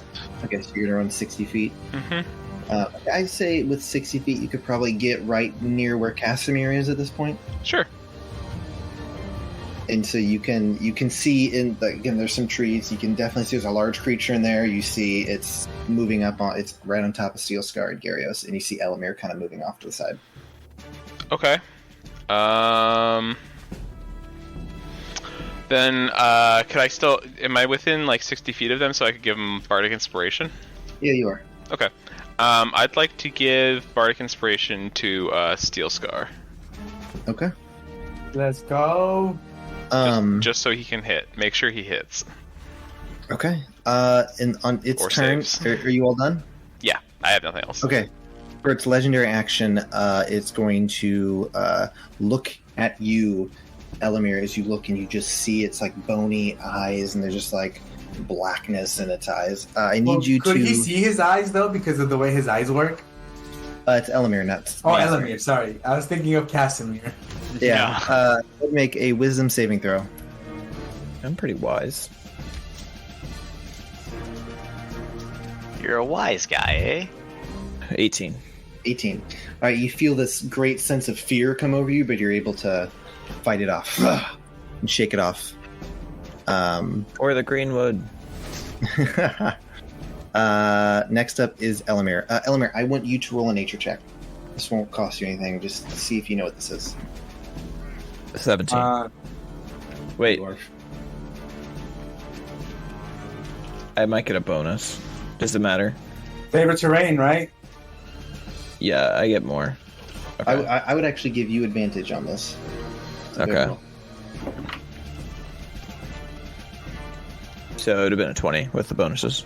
Okay. So when you were a kid, your mother used to tell you all sorts of stories about creatures and things from different planes. And there was one that you always remembered because it was dealt specifically with elves. There was a malevolent creature that would roam the Feywild, known as the Wendigo, and it would hunt. You know that it had great powers over the Feywild, and any creatures that had a connection to the Feywild, it could exert some influence over. And it was kind of like the boogeyman that parents would tell their kids when they're going to bed about the Wendigo. Okay. So we're fighting the boogeyman. The elven version of the boogeyman. No boy. So it is your turn, Elamir. Okay. I'd like to shoot my childhood nightmare in the face. Okay, go for it. How far away am I, just for reference? You're probably about 10, 15 feet from it. It's not Okay. far. I'll move 20 feet and then shoot. There's not a ton of room. Not a ton of room in this area. Okay, I'll shoot and then assess later. Okay, 28 to roll. that is a hit. I'd hope so. 3 plus 8, 11. That is a miss. Oh wait, is that damage? Damage, yeah. Oh, I'm sorry. Okay, damage. Yep. Okay, and then I'll take a second shot with sharpshooter on this one. Okay. And I'll plan on doing planar warrior. Okay. That one is a 21. It's a hit. 22 damage. All right. You shoot it. And it Oh, hits wait, its sorry. shoulder. I gotta add my planar warrior bonus. Okay. One more. 23 total. Okay. All right. That everything you're gonna do? I would move back whatever. Move to like a relatively safe distance, but still see the creature. I'm assuming. Yeah. Okay. See the Wendigo. All right. Elamir, at the end of your turn, the Wendigo is going to make one attack. It is going to attack Gyarios. Oh, rolled a natural 20. Again? Rip Gonna hurt, Gyarios. man. Oof. Gonna hurt. We'll tell your tale to your people. Oh, and a 1. So it's going to do... You rolled a 1 for damage? No, I rolled an 8 and then a 1. Oh. Okay, so it swipes at Garrus. You just hear him. It just rakes its claws across his chest. You just hear him shout out in pain. All right, and it is Gyarios' turn. He has to make a save against the stench emanating from this creature. Plus a d4. Plus a d4. Mm-hmm. Hold on, let me see his stats real quick. Okay.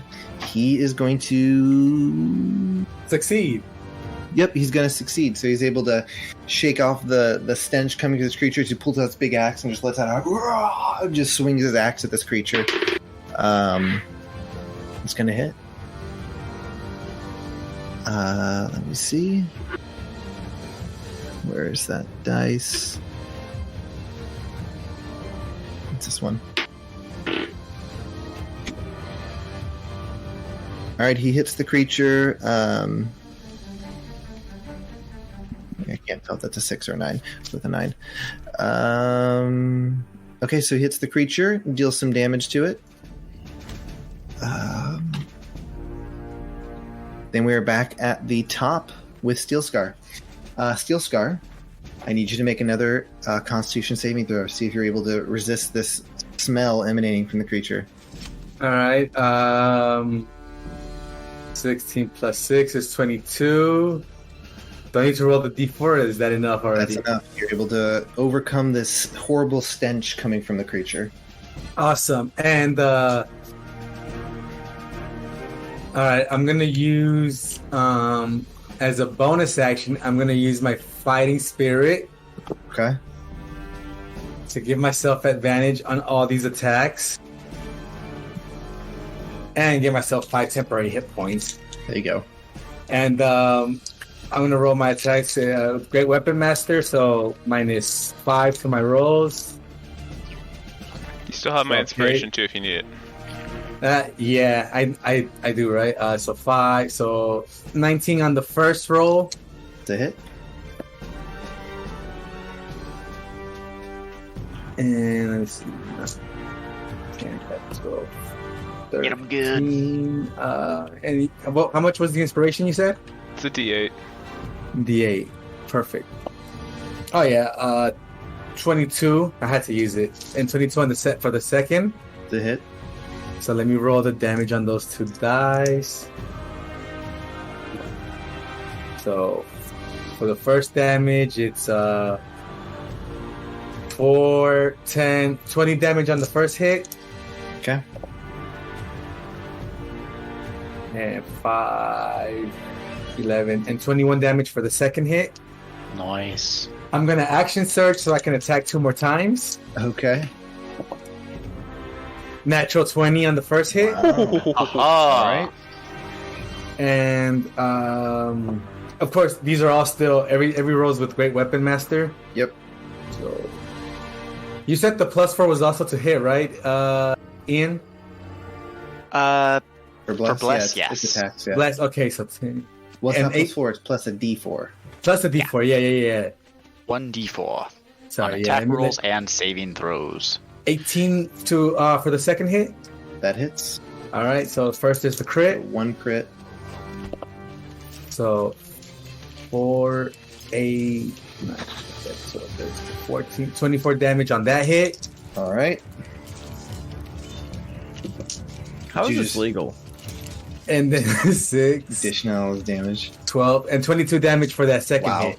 All right, so you guys watch as Steel Scar just just starts going to town in this creature. You know what's helped me? The plus 10, because when I roll 1s and 2s, I can't re-roll them, and I rolled exclusively 1s and 2s and 3s on all these rolls.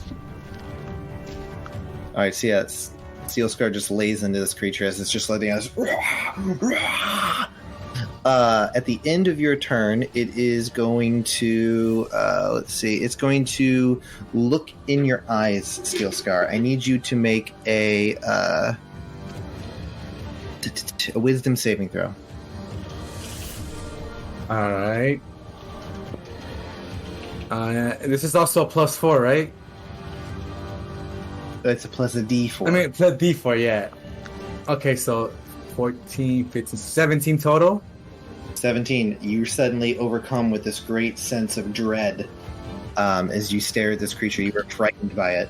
I'm like, come on! So yes, you are now frightened of the Wendigo as it stares at you, which means if you have frightened status, you have a disadvantage on ability checks and attack rolls while within line of sight of it, and you can't move closer to it. Did you have to use your action to like run away or something like that? It doesn't say you have to use it. Or It just says any movement that you make has to be away from it. So if you move. If I move. Yeah, if he moves, that has to be away. You could from just be scared, stiff. Yeah.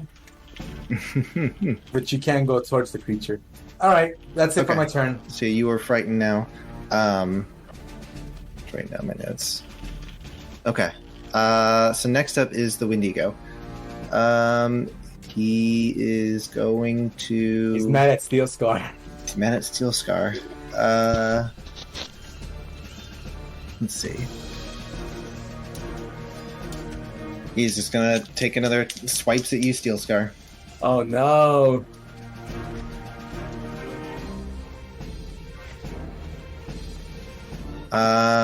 18 to hit. That hits. Okay. I'm gonna use cutting words on that one. Okay, go ahead and roll. Who the hell's my D8? There's one. Where's your D8? 6. Okay, then it's gonna miss. Yep. Shout out at the creature momentarily distracting. It's gonna swipe at you again. It's gonna be a 20, not natural. That hits. Okay. And it's gonna try and bite. It's gonna claw you, and then it's going to try and bite onto you. So you're the one just dishing out all the damage. That's gonna be 28 to hit. Nah, that barely just hits. Barely hits you. It's gonna be 17 points of slashing damage from the claw attack. All right. And then it's going to be 12 points of piercing damage from the bite. Oof. Okay. How hurt are you looking, dude? Oh, I'm like a fourth of my health left. Oh, hold on. Oh gosh. Okay, so My bad. I need to re-roll all those. Has What advantage. Has advantage on attacks against frightened creatures. Oh my god. That was the first one, so that would have been a miss because it was a 4. Here's the second one. See if he gets a 20. Nope. Last one.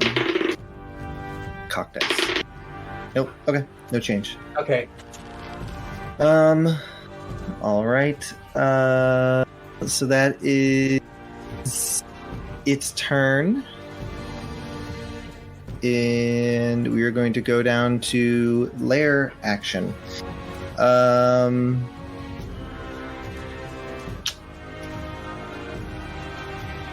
Sorry, it's not displaying it very easy for me to see, so give me 1 second. You're good. Gives me time to plan my next move. Whatever it may be. Wendigo or Wendigo? You can do either way. Wendigo or Wendigo. I usually say Wendigo.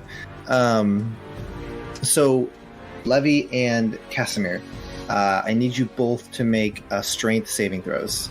Oh my god. Okay. You get the boost on it for being next to me, so you get a Sweet. +4, buddy. Good, that goes from a -1 to a +3. Oh gosh. Oh, that's As you watch, still probably awful. 12. what'd you get, Casimir? +7 +4. I got a 28. Ooh. 28? Wow. Okay, that's pretty good. All right, so you watch as these like vines spring up around you guys. Levy is just tangled up in these vines. You are considered restrained at this point, which means you have speed of 0. Attack rolls against you have advantage. Your attack rolls have disadvantage, and you have disadvantage on dexterity saving throws. Casimir, you're fine. You're able to avoid the vines as they come springing up around you. He stomps on them. All right. So next up is Casimir.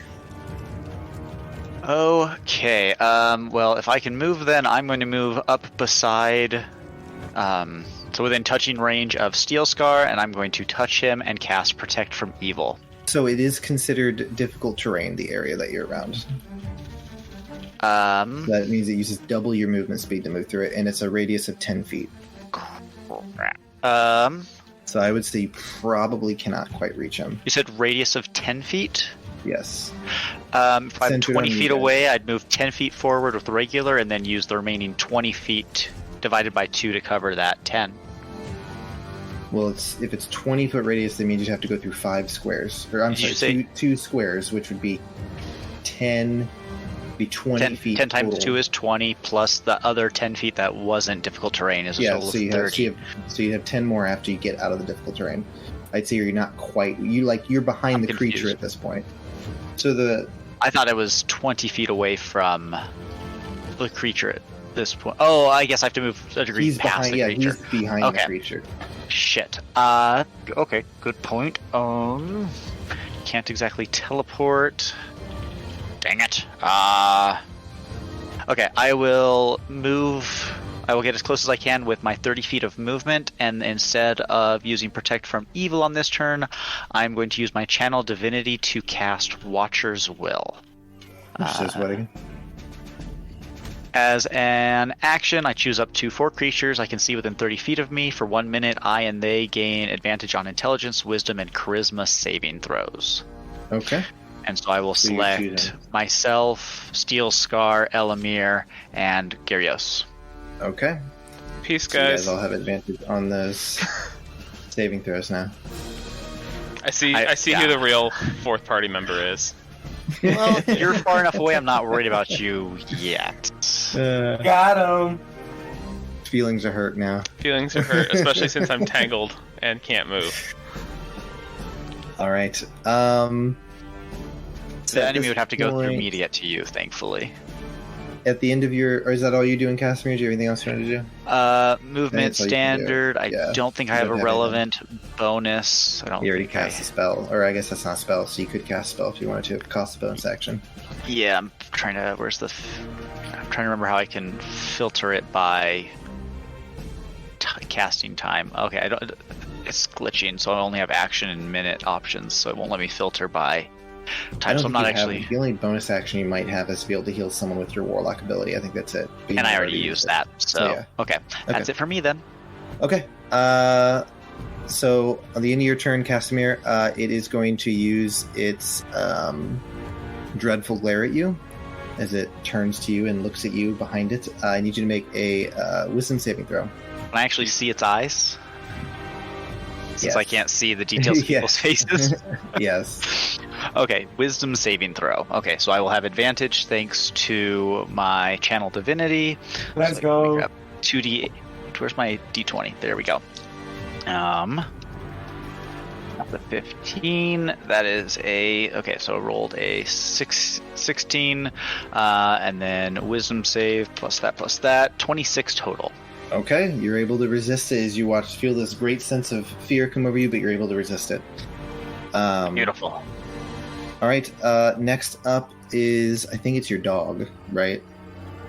Oh yeah, my dog would have gone on my turn. So My apologies. I need it to make a Constitution saving throw. can my dog also take its turn? I'd forgotten about that. It has to make a Constitution saving throw. Okay. It is close. Okay, so it only gets that and that. Where there is its con? There it is. 9 plus 4, 13. Okay, it fails, so it is incapacitated. Okay. So it doesn't do anything. Next up is Levy. Levy, you are restrained. How high is the ceiling? I believe it said it was about like 30 feet up. Cool. So, I'm not allowed to... I have disadvantage on making the attack action. But that doesn't say anything about casting spells, right? I think it's... You have disadvantage on attacks. Okay. So if you cast one that it requires an attack, it would be disadvantage. If it's a save for them, it wouldn't be effective. Cool, then I cast Fireball. Up in the air above it, just so it cleaves its head with the corner of the fireball. What's the radius of fireball again? 20 feet. 20 feet. Yeah. Okay. Go ahead and roll damage. Oh wait, no, it's got to make a save. Gotta make a save.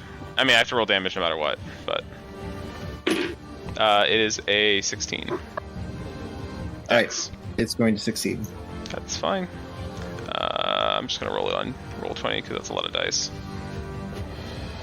33 damage. 33. So if it succeeded, it's going to take half of that. So Yep. it would be what, 16. Yeah. And then it has resistance to fire, so it's going to take half of that.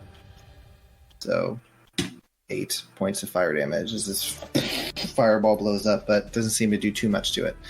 You just going to stay there restrained? I don't have any option. Like, how do I get out of this? Do I? You can attempt to make a strength check to escape. Does it count as my action though? It does count as your action. I already used an action, so I can't do anything. Yeah, that's my bad. Sorry, I forgot to tell you. Just sitting there like this. Yeah, basically. I'm just like, well, okay, I guess I don't have an option. You're stuck here forever. I will give Bardic Inspiration, though, to... who needs it the most? Let's give it to Steel Scar just so he doesn't get killed by, like, some CC. Okay.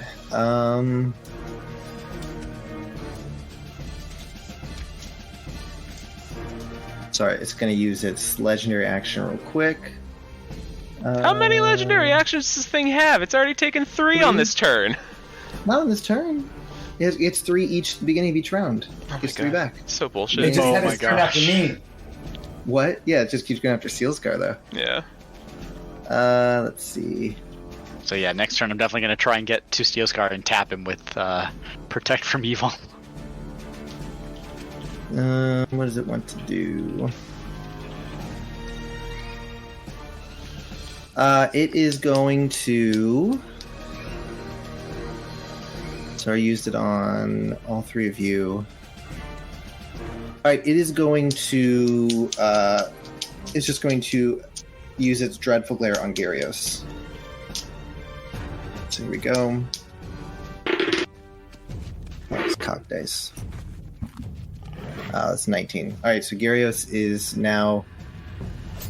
Oh wait, I'm sorry. It's a saving throw. It's a saving throw. It's not an attack. So then he would succeed. Okay, so he succeeds then. He's good. He's able to resist it. Alright, so now it's Elamir's turn. That's a secondary legendary action for those curious. I will shoot more arrows. Alright, shoot your arrows. I'm going to run to the restroom. With sharpshooter. Okay. First one's gonna miss. Don't worry about it. It was a 1. Second one also gonna miss. So it was only a 9. Yeah, it's gonna miss. Okay. So all right. Let me take the shot. Misses. The creature just roars. It is going to, for its final legendary action, it is going to attack Steel Scar, who is currently frightened of it. So it's gonna have advantage. Oh, that's right. It's gonna be a 21 to hit. That hits. Okay.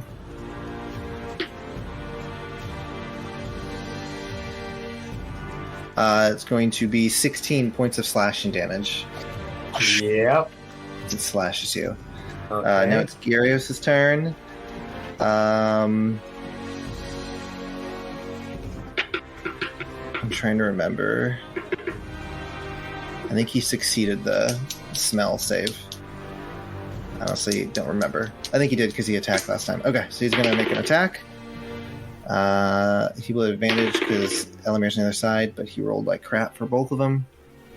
So he's going to miss. So he swings to hit the creature as the creature just blocks it with its claws. And we're back at the top with Steel Scar.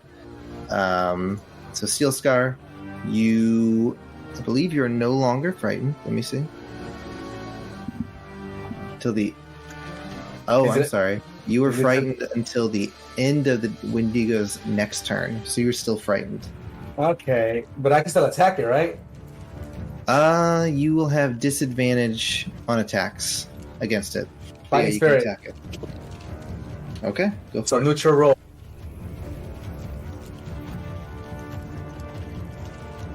Alright. Weapon Master, perfect. And I have inspiration from Levi still, right? Because he gave me a new one? Yep. Alright.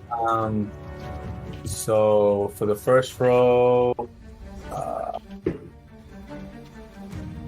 18 to hit. Plus There's the a hit. 1d4 from Bless, if needed. Oh, yeah, that's right. That's a hit. 19. Yeah, it's a hit. The second roll is 17. That is a miss. Alright, so one of them hit. Alright. Nice. 12, 18, 28 damage for that hit. Okay, it's looking hurt, but it's still up. That's All right. it for my turn.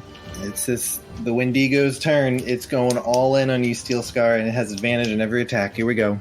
Crap. Going to be those cock dice. All right, first attack's going to be 28. Second attack going to be 29. Roll the first one because I'm pretty low already. Oh, okay. All right, I'll roll the first. So first attack going to be 21 points of slashing damage on the first attack. Yeah, I'm down. Okay, you guys watch as Steel Scar goes down and the creature just and as it just turns, let's see, it's going to turn then toward it'll turn toward Casimir, who's behind it. It's going to attack you, Casimir, not with advantage.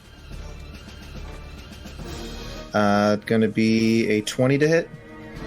Yeah. Not natural. Okay, I will roll damage then. Gonna be 22 points of slashing damage as it just rakes its claw across you, and it's gonna bite you. Rolled a natural 1, so it missed on that one. Oof. Bites its tongue. Haha. All right, it is going to use its lair action. You see it.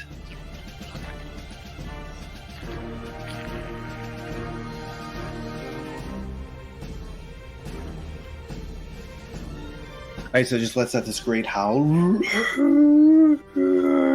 I need Martin, Casimir, and Gyarios to all make wisdom saving throws.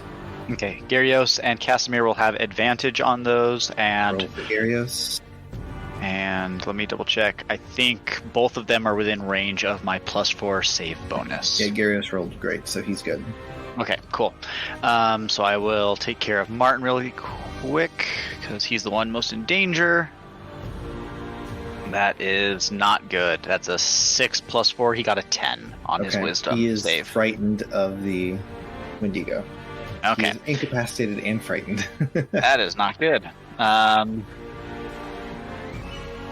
And then, oh gosh, not good. Not good at all. That's 7 + 6 + 4. I got a 17. Good. What are you talking about? You're good. You're able to resist it. Well, the initial roll was a 7, so I was really worried. I was like, oh no! Got all those bonuses. Oh Right, yeah, and I so- guess I have Bless. No, I put Bless on the other 3. Yeah, so the you did get a hit though, so you do need to roll concentration for bless. Okay. Concentration for Bless. Rolling that now. I think it was like 22 points of damage or something like that. Yeah, so it'd be an 11 or up, which I succeed. Okay. All right. And then it's your turn, Casimir. Okay. Doggo is incapacitated and feared, so he's useless right now. I'm going to clear the remaining distance and dump 35 points of healing with Lay on Hands into Steel Scar. All right. You run over. Or make that 34. I'll save right. 1 point just in case. You just pump some healing into Steel Scar. All right. And that's going to be it for me. That's it for you? Okay. Then it's going to use... it's Martin's turn, isn't it? Martin is frightened and... incapacitated. I guess he would be... He does need to actually make another check against the stench. Oh, you do too. I'm sorry. You need to do that as well, Casimir, and that might get in the way of you being able to do what you just did. Is it a disease-type effect? Because... No, it's just a smell. Okay. What kind of save was it again? It's a Constitution saving throw. Okay. Me. I got a 13 on stench. That is a fail. So you are actually incapacitated, which means you are not able to heal Steel Scar. Okay, am I able to move either, or am I just standing there? Incapacitated means you cannot take actions or reactions. So you can move, you just can't attack or react. Okay, I will move, I will not heal him, and then I guess Martin would be doing a Constitution as well. Where are you moving? Up next to Steel Scar. I won't need to be within touching distance of Steel Scar. Okay. Though I'm probably going to get knocked out next. All right. And Martin only got a... Oh, wait, no, he's... Martin got a 13 as well, so he's also incapacitated. So he's still incapacitated, and he's also still feared. Yeah. Okay. This is not good. Then at the end of your turn, it is going to use, a legendary action. God, I cannot believe I forgot to cast Warding Bond on Steel Scar before we came into this damn cave. I have like the worst spells for combat right now because I thought we were going to be doing town stuff for a while. So like, I am not geared for combat at all. Same. I've got things like Alarm, Bless, Command, Cure Wounds, Detect Magic. Yeah. So it is going I just got a slipping. That's right. It's going to attack you. Casimir, you're right in front of it. It's going to be a 26 to hit. Yeah. Oh boy. Gonna be 18 points of slashing damage. Just You got me. Are you down too? No. I have 32 points left. I'm just saying, like, these hits are substantial. Okay. So next up is Levy. I'm just gonna do an Eldritch Blast at it. Okay. Got 2 attacks. God, it's cocked. One of them definitely doesn't hit. That would be a 19, and the other one is a 11. So 19 I know, hits. yeah, the 19 hits. D10. 7 damage. Okay. It's still looking hurt, but it's still up. And then on the end of your turn, let's see, it's going to use... It is going to attack you again, Casimir. You're just right in front of it. Ow. It's going to be 26 to hit. Yeah, that's a hit. It's going to do 11 points of slashing damage to you. It just rakes its claw against you again. Ow. Elamir, you're up. Okay. I'll shoot an arrow. Very original. You shoot your arrow. No sharpshooter this time. 21. That is a hit. Okay. 12 damage. How do you want to do this? Oh! Oh, thank God. Oh! I would have liked to place that shot right into its kind of soulless eyes. Okay. And, yeah, that's about all. Now you guys watch as Elamir pulls back his bow, shoots it, lets it go, goes straight for the Wendigo's eye, it lets out this... It just kind of like stumbles and then just falls to the ground. Then you watch as its body begins to just like disappear. Oh, it didn't stay? It disappeared. Oh, I wanted its skull. Or its antlers or something. Hey, am I still restrained? They go away now that it's dead. Sweet. Am I still dead? Yes, I am. You're still down, yeah. I would immediately dive forward and heal him for 34 points. I know Alright. there's nothing I can do to help him. You shoot an arrow at him. How many heals? 1? 34 points of health. I'm also going to heal Hey, him with Cure I'm Wounds. alive. Okay. I'm going to run over and touch him lovingly. What happened to that wolf? So as you guys everything calms down and the creature's dead, Oof. you see, what was the wolf? It's 12. Nalfin. Okay. As he stumbles up and then is holding his head. He's like, oh gosh. Kind of looks up at you guys. I guess we can say that's winding gone. Wow. God, that was terrible. But Gyarios was sees horrible. Nalfin, and he's like, Nalfin, what has been going on? Please tell us.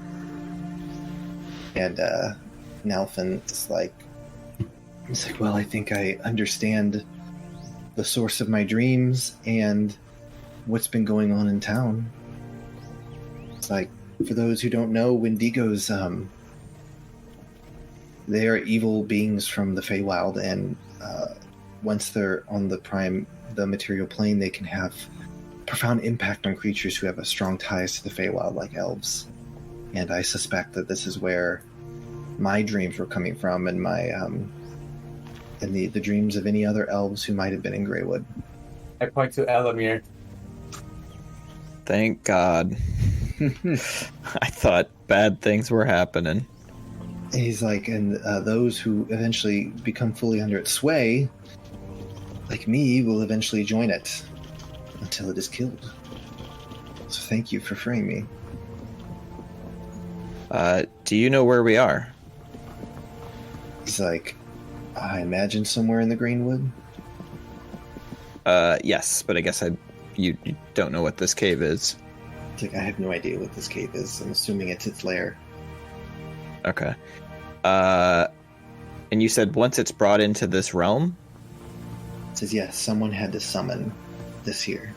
Could I start looking for any clues of... You can look around, roll a perception check. Can I cast Detect Magic again? You do detect some magic sitting amongst the pile of bones. I would like to go grab the magics. Well, I would try to have everyone close enough where I could do also a crap. What's the spell called? Prayer of Healing. Oh, sure. So as you're digging through, Levy, you find 2 potions. You find a scroll, like a scroll tube. Inside, you find a scroll, and then you find multiple gems. You're not exactly certain their value. And the gems are magical. No, the magical thing was the scroll. Got it. Cool. Should we cast it without knowing what it is, like Abner?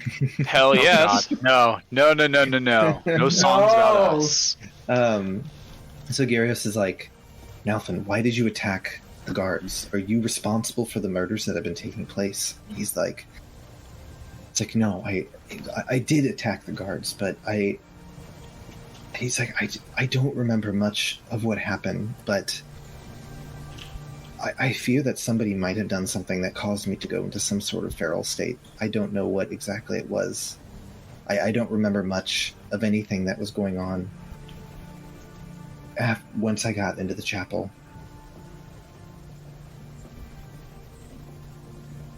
He's like, and as far as I know, no, I didn't kill those men in the woods, but my dreams felt pretty real.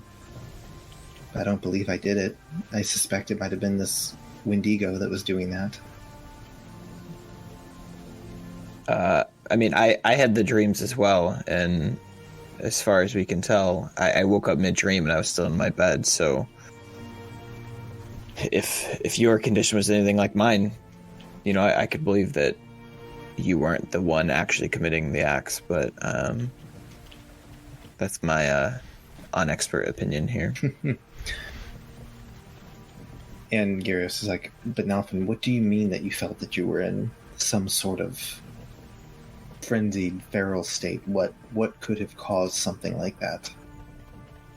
He's like, Nalfin's like, I don't know. I don't know if it was the Wendigo. I don't know if somebody slit me something. I know there are some things that you can give to people who have the ability to wild shape that can force them to go into some sort of feral state. I don't really know. I don't remember much. If you can fill me in on the details of what happened once we got to the chapel, that might help.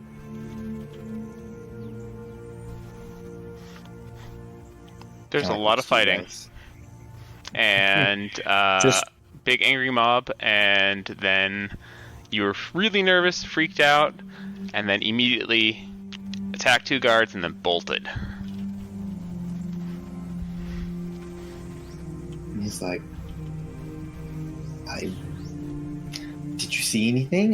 He's like, I don't know what could have caused it. No idea. If anyone saw anything, it would be Caliphus. He was the only one in there that was not unconscious at the time, besides the 2 guards that were in there when I ran in. So if anyone saw anything, it would be him. When I entered, that's the 3 people I saw, right? Caliphus and then No, Caliphus was outside. Oh, that's right. He was It outside was just with the you 2 guys. It was just the guards. I didn't say anything then. I thought I was being big brain, but I'm not. You asked earlier. I had rolled a 14 for perception. Oh, because you were looking around. Yeah, you don't see anything that like might have been used to summon this creature. Okay. But what you do know about Wendigos, again, they have to be summoned. But once they're there, they kind of find a lair and set up shop, basically. Okay. Could I do like an Arcana check to know what kind of person would be able to summon a Wendigo? Sure. And while he does that, I'd like to use Divine Sense to see if I can sense anything that's affected by the Hallow spell. 20 not just natural. in the area. You do not detect anything with that's hollow nearby. 20 not natural, is that what you said? Mm-hmm. Actually, I want you to roll an A check, see if you know about Wendigos. Sure. And then we'll take that 20 for the Arcana. 15 plus, what's my nature? 1. 16. Okay. So you're kind of familiar with them. It would have to be a powerful person or persons who could summon a Wendigo. It is a very powerful Fey spirit. Got it. So, like, wizard kind of thing, or are we looking at... Maybe wizard or druid or something like that. Okay. Yeah, not just an average Joe. It's gonna be like, whoopsie. Oops, it's a Wendigo. So we won't be writing any songs about that one then. Yeah, I'm about to say, look at the song we have already. That was an oopsie. Yeah. So Garrus is like, well, Nalfin, if you don't know what could have caused this, I don't know that we can clear your name. I don't really know what to do here, because at this point you attacked men and ran away from town. I mean, wouldn't it be the Wendigo, like, taking him under his control? I mean, you saw it yourself, so... He says, and so Garrus looks to Nalfin. He's like, Nalfin, can a Wendigo force you to do something like that? And he's like, potentially. I'm not sure that is what might have caused it. He's like, if you can give me details leading up to the attack, that might help me remember or put something together.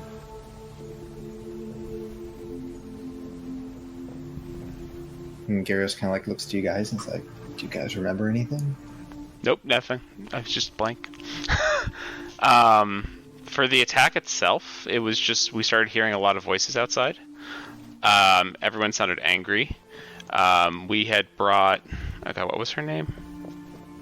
Ulithin. Ulithin in for some questioning because we were trying to figure out like who's being affected by like this dream ailment and kind of like the goings on of what's happening.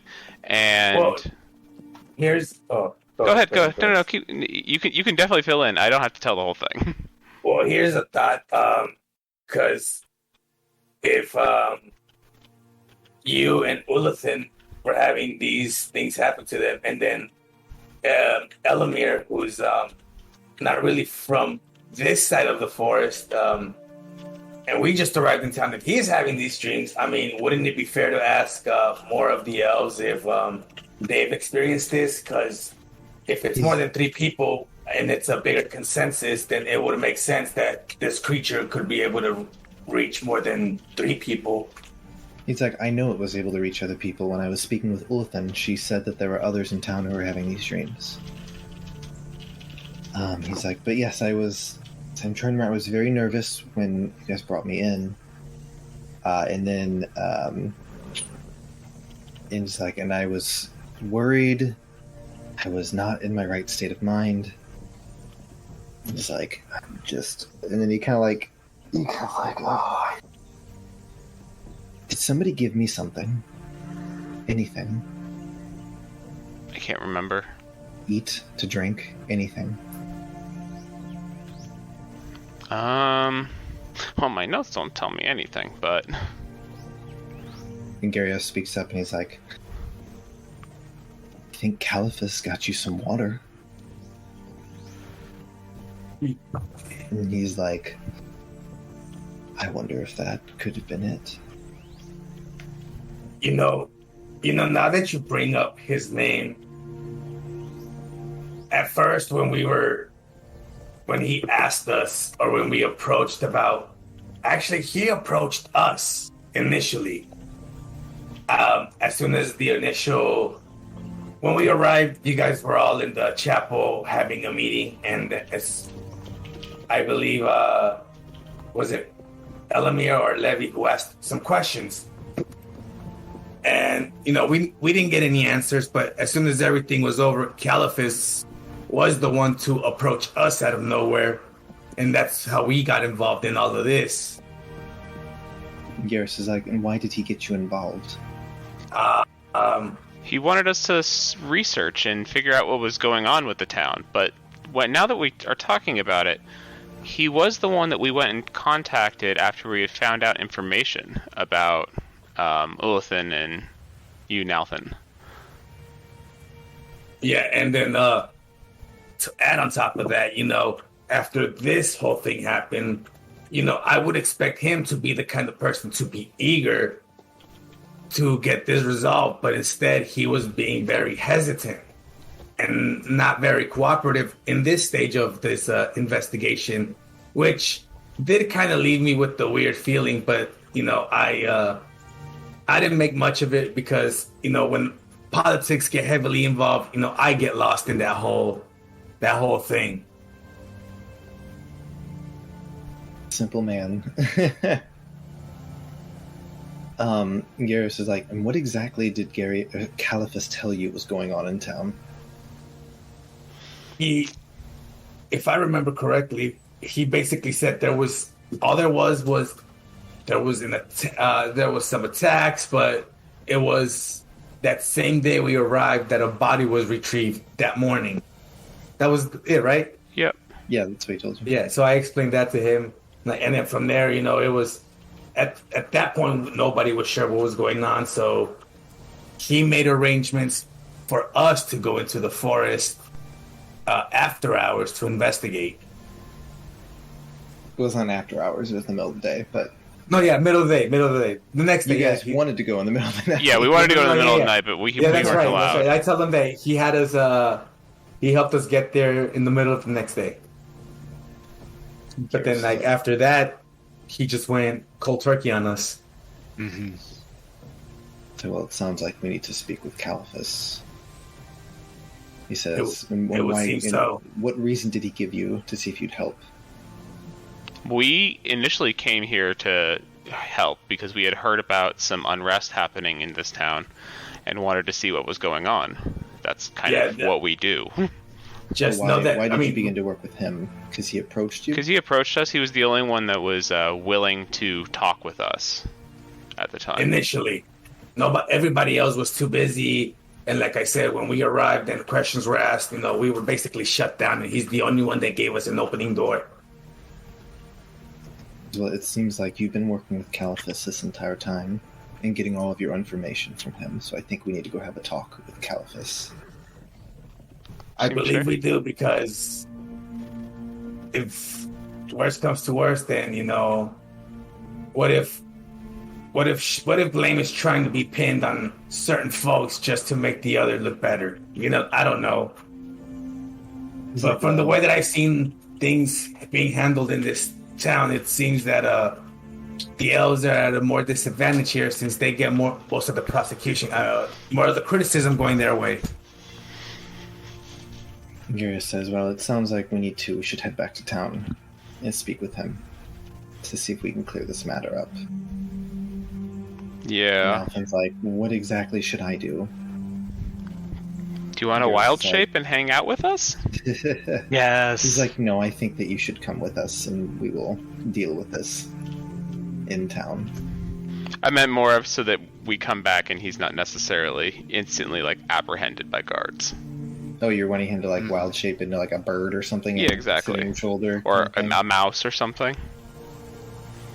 And Garrus just goes, I am tired of... It seems that there's been a lot of things being done in secret.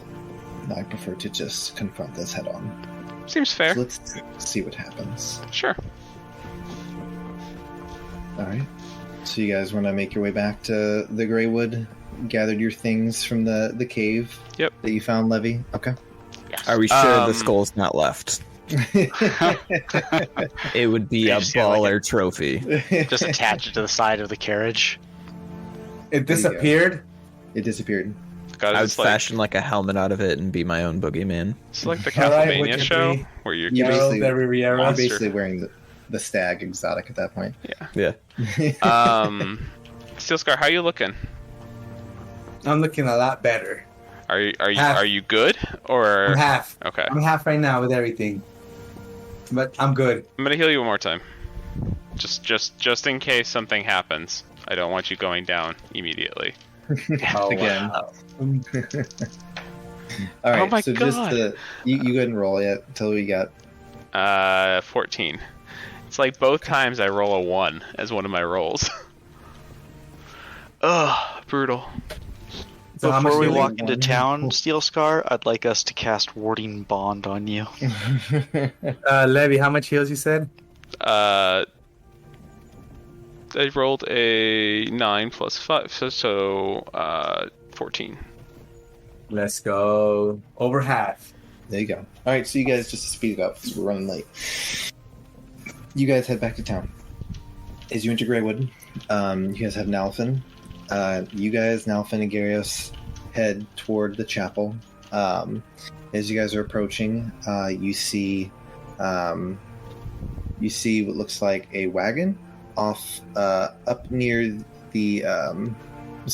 You see a wagon near the chapel, and it looks like Ulithin is sitting in the wagon, and you see as Caliphus looks as if he's putting some things into the wagon as he sees you guys approach.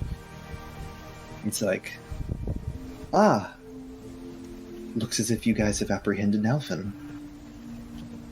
I acted a little smug because of everything that we discussed, and yeah, it could have been easier if you would have agreed to help us, but I guess that wasn't the case, was it? While Steel Scar's talking, can I cast message and message Ulithin and ask her if she needs help? What does message do again? It sends a message that only the target can hear within 120 feet.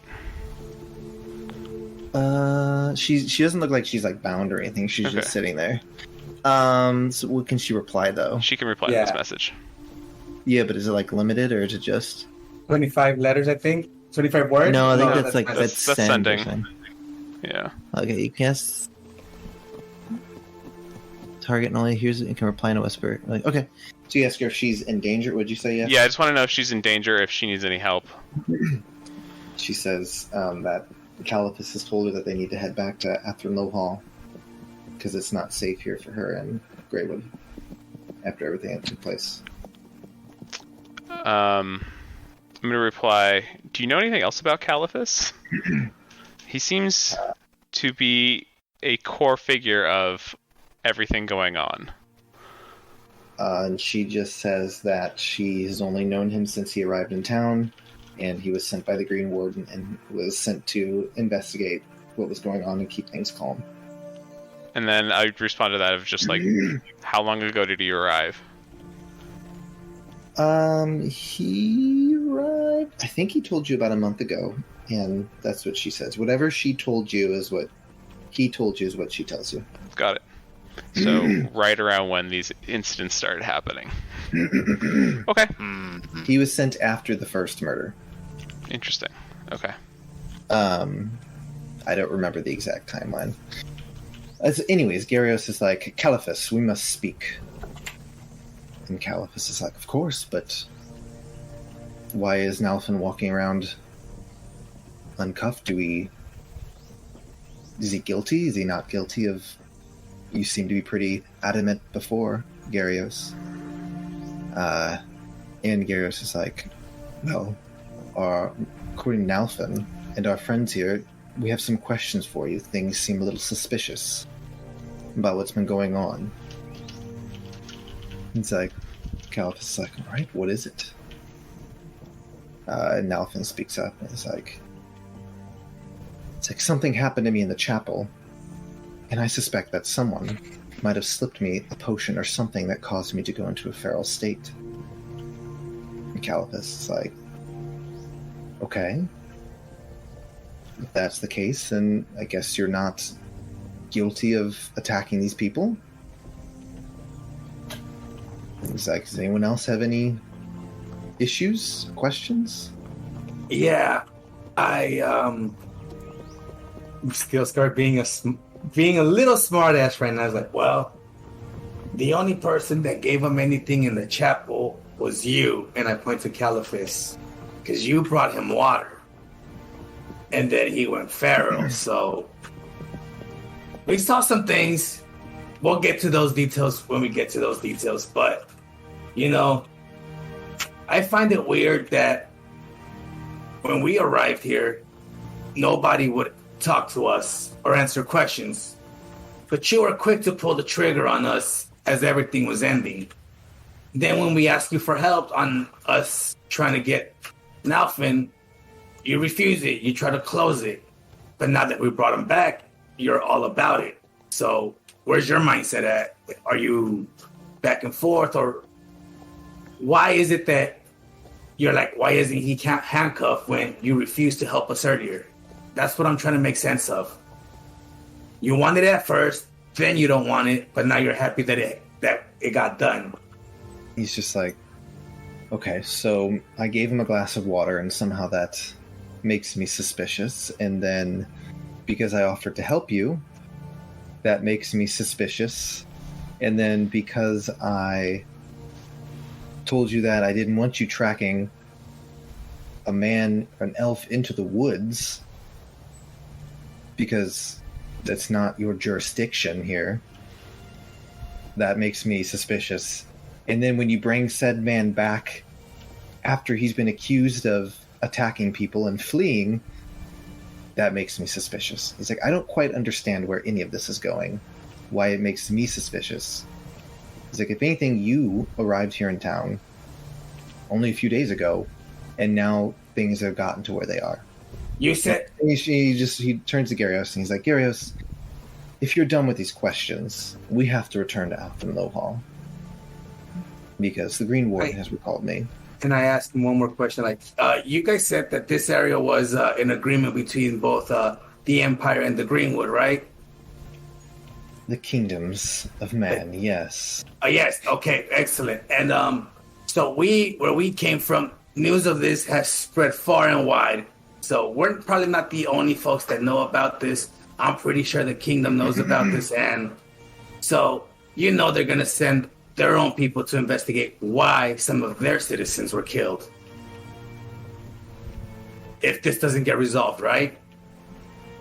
It's like, yes? I don't understand where you're going with this. You said we arrived a few days ago, right? Question, DM. That's when you arrived? When this whole thing happened, I said I gave Levi my medallion. Did anybody by any chance see me do that, or was it more like a? But they just saw me handing him something, right? But they didn't see what it was. I'm gonna be honest, I don't remember. I don't think you guys were trying to be discreet about it. We weren't being super discreet, but I'm like, well, just know that some soldiers of the Empire are already here in front of you. All right, make a. And I pulled out my medallion, showing the actual symbol of the Empire. Why would it be deception when he was a soldier of the Empire at one point? Well, because he's trying to deceive him into saying that he's been sent by. Oh, I gotcha. Okay. Deception. What is my deception? Okay. 17. 17 deception. Yes, it's okay. No pluses, so it's a straight roll for me. All right. Calivus looks at your medallion and just kind of shrugs and says, "Okay, you are welcome to investigate the murders of your citizens, and I have to do what I need to do to protect the Greenwood's citizens." I understand that. So, you say you're taking them away without without me allowing to report back. So, if I am taking Ulathan, who is a citizen of the Greenwood, in agreement with the Empire, right? Hall. Yes, because she is not safe here after everything that's happened. And he's like, "Forgive me, Gyarios, but I have no desire to speak with these people anymore. If you come with accusations, fine, but have something to back it up. He's like, if there's nothing else that's going to happen here, then we will be leaving." I stab him in the heart. No, I don't. No, I do not. Whoa! No, I do not. All right. Califas hops in the wagon, and Gyarios approaches Ulathan, and he's like, "Ulathan, are you okay with all of this? Do you feel?" And Nalfin approaches as well, and they're like, "Do you feel that everything here has been handled properly?" And she just shrugs, and she's like, "I don't really know what to think. I don't know what to do. I'm glad that Nalfin's safe, but I don't know if he's guilty or not. I don't know what is going on exactly." That's going on. Can I walk up to him and just be like, what do you guys know about Wendigos? Who are you walking up to? Since they're in the carriage, right? Yeah, they're like on the cart. They're on the cart, yeah. So I'd be walking up to the group over there. I'm only asking this because, there's one in the forest, and it seems to be what was causing all the issues.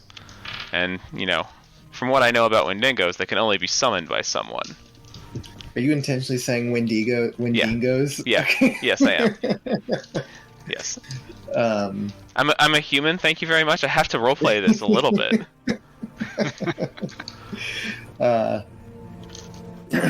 Who are you saying this to? I'm sorry, I was distracted. But you're saying Wendigo. Wendigo. Wendigo ate your baby. I would probably be saying it to Califas. So you're asking him if he knows anything about Wendigos? Yeah. Wendigos? Yeah, I kind of want to observe his reaction to it. Okay. As kind of like if it has like any tells. Okay. So he kind of like furrows his brow and is like, "You mean a Wendigo?" Yeah, the Wendigo. It's like you found a Wendigo in the woods. Yeah, we did. Yeah, we killed it. He's like, "Well, that could certainly be part of what's been going on here." Well, if you want, are you trying to like read him? I'm trying to read him. Okay, roll an insight check. 14 plus 3, 17. 17. You get the sense that he is lying about knowing about the Wendigo. About knowing about it? You get the sense that he knew about it. Oh, got it. I get the sense that he knew about it. Interesting. With that in mind, give me a second. I need to think. Levy can talk a lot faster than I can think. He's like, so you found a Wendigo in the woods and you killed it? Yes, we did kill it, but as you know, I'm sure, that it has to be summoned somehow, and only a powerful mage can do that. Now, there aren't very many powerful mages around here that could be performing such an act. And just trying to get some things straight around here. Get some facts straight. Just want to know what you know about them and kind of see if this would help the solution of, needing to leave and the safety of all the citizens around here. He's like, yeah, as far as I know, Wendigos, yes, someone very powerful has to summon them. I know that people tell them to children to keep them scared and stay in their beds at night, and I know that they can have some sway over elves if they're nearby. Yes, which could be what has been causing all of these issues. So yeah, that could be what's been causing these issues. Confused why you guys didn't tell me this at first when you approached me. Well, it's just a day. I literally didn't sleep last night.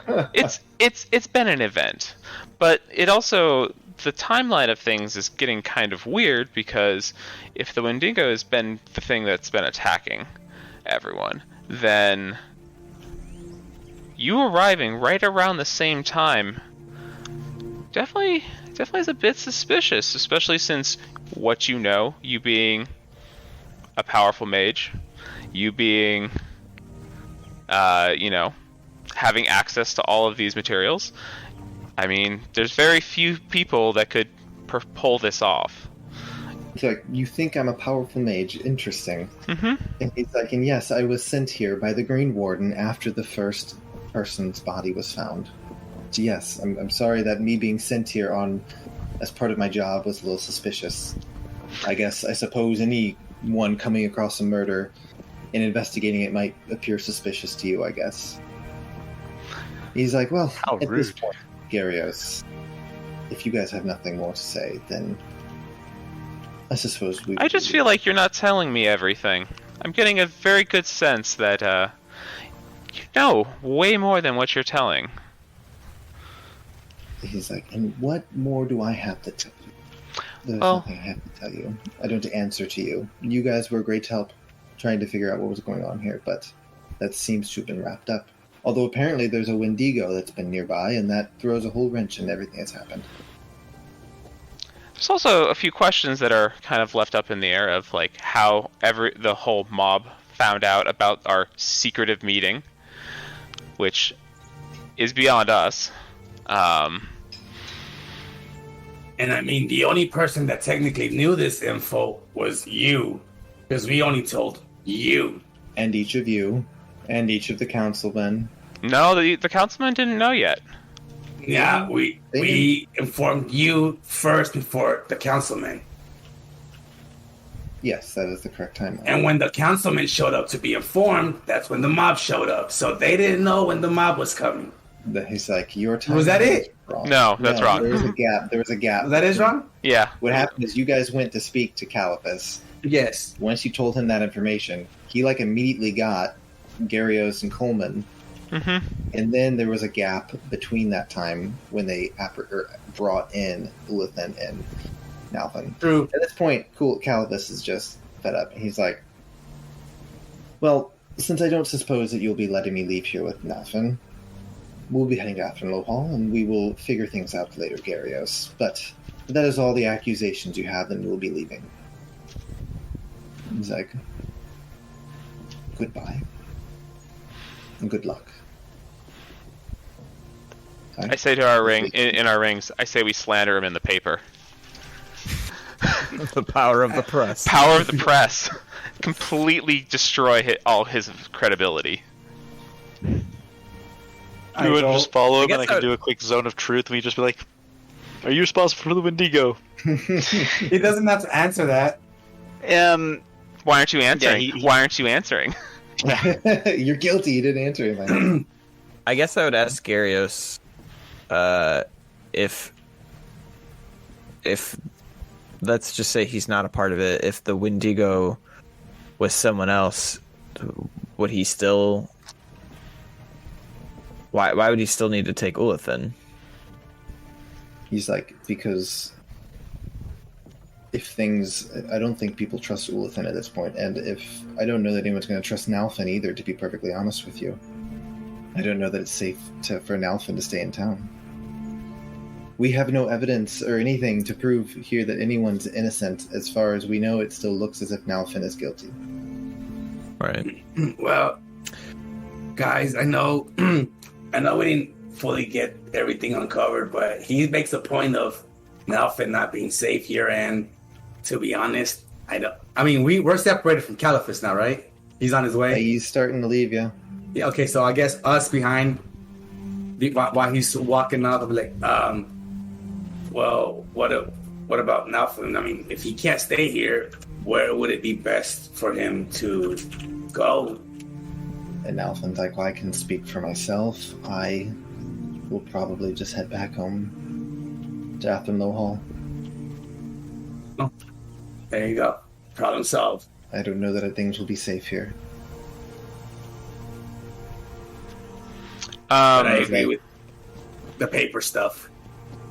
I look at Levy when they say that. I want to go and give Ulathan one of the books that I carry on me. Like what? The one you write in messages? No, not that one. Hell no, that one's mine. So I have like other books that I have in my possession. I have had in my inventory forever. That was separate from the log book that I keep. Just a random book? Yeah, just a random book. It says book. Okay. And so I'm just gonna give it to her and just be like, keep this on you. You might enjoy it. She's like, okay. And she takes the book. That's it. Thank you. Have a good trip. All right. As they begin to head out of town, you guys are standing there watching them leave. Gyarios kind of shrugs and it's like, well, I don't know what to do at this point. Nalfin, we will have to discuss what you should do for your own safety, and it's like, I don't know. And he turns to you guys, he's like, well, thank you for your help. Thank you for finding Nalfin.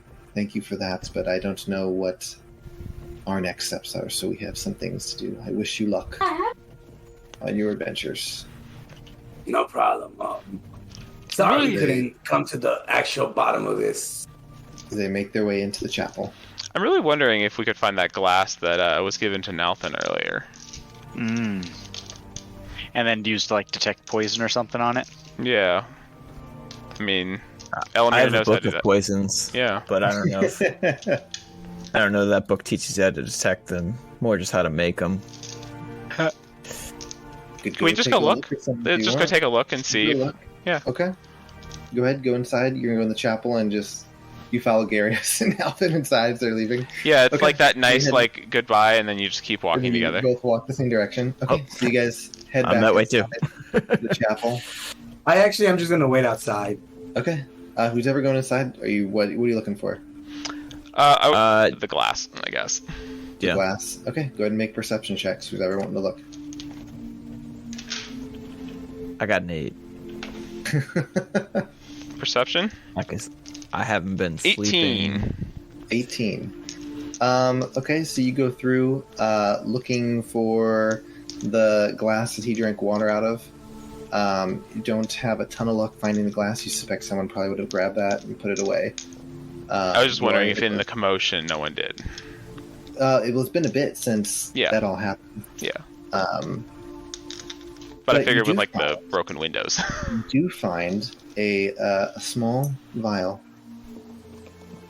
I find a small. Like under one of the like benches, like rolled under one of the benches. Could I identify this vial by like using identify?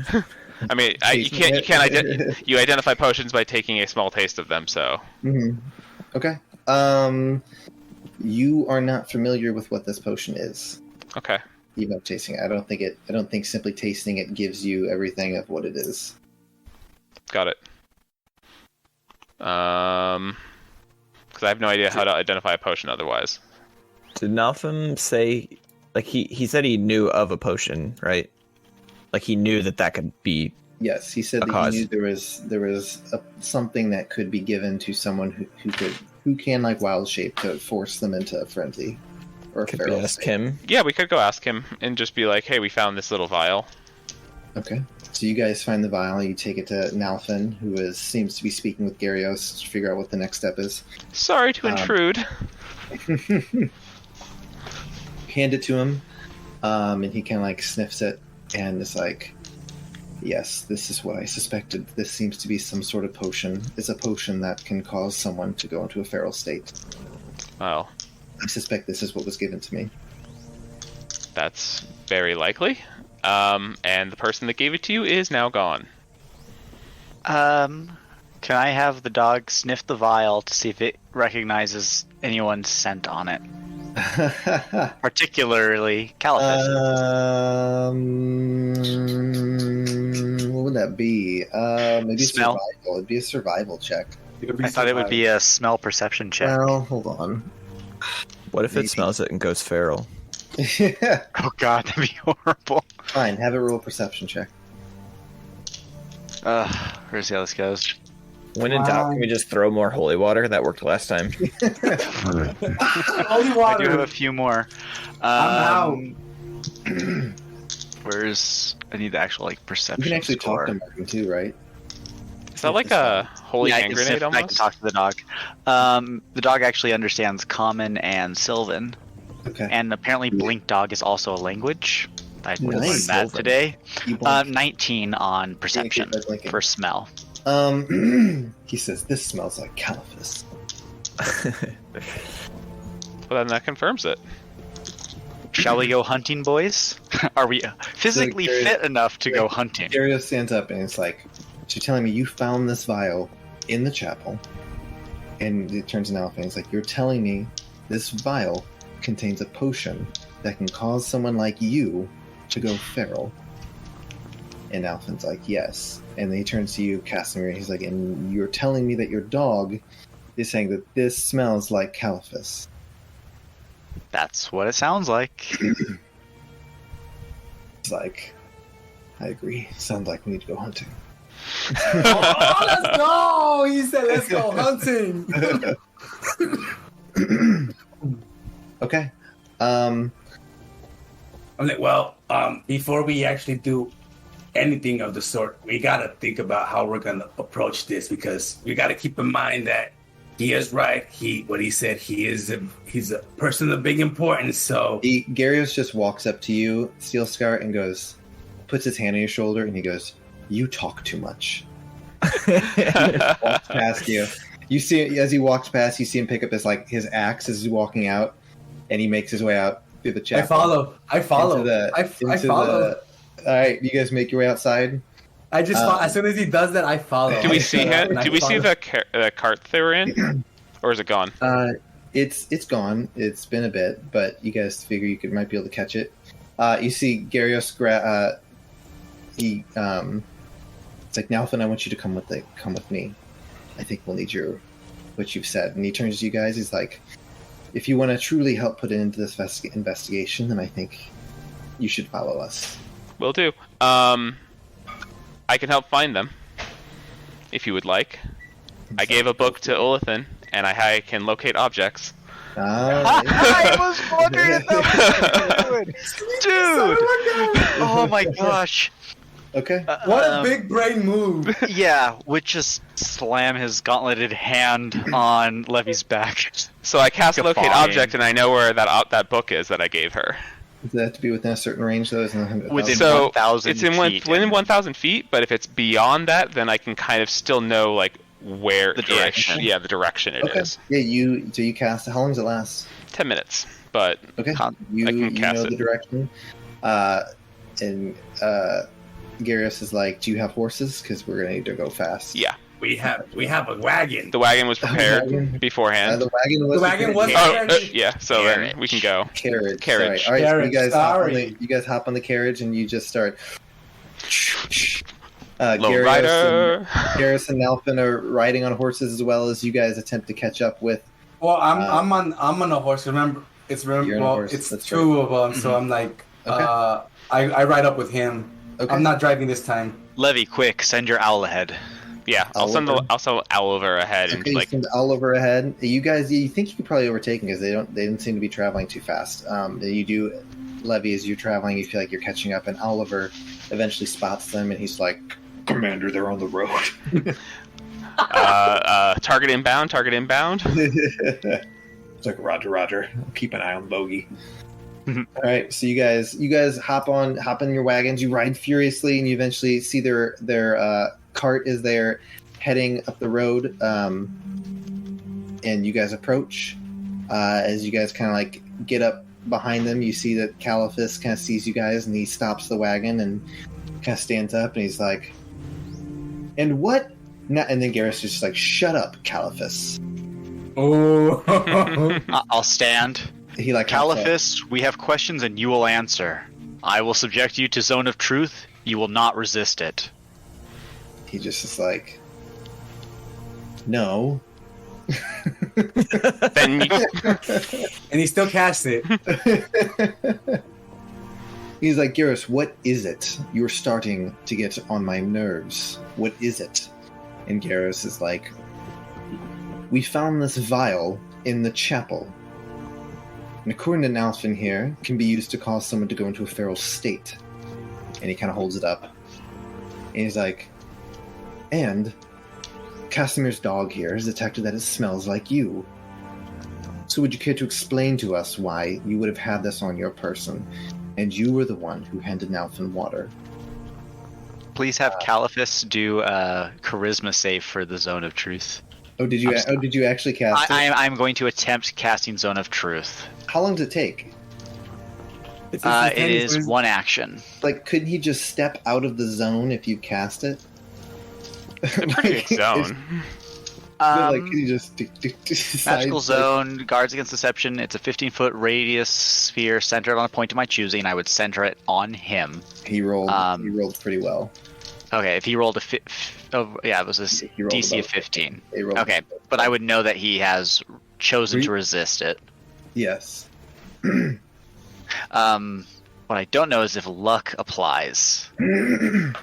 Whenever I make an attack roll, an ability check, or a saving throw, or when it's only if an attack roll is made against me. Yeah. Damn it! So I cannot have him retry his D20. But you can tell that he chose not to subjugate himself to it. Yeah, I would use the ring to message to all of those in our party. To be fair, just walking up to anyone and casting his own troop on them and them resisting it does not. It's a weird thing to do. Mm-hmm. There's so much sketchy stuff going on, and he's new, and a whole bunch of people have died, and it was a freak, and we got the shit beat out of us. He's like, actually here I'm gonna have.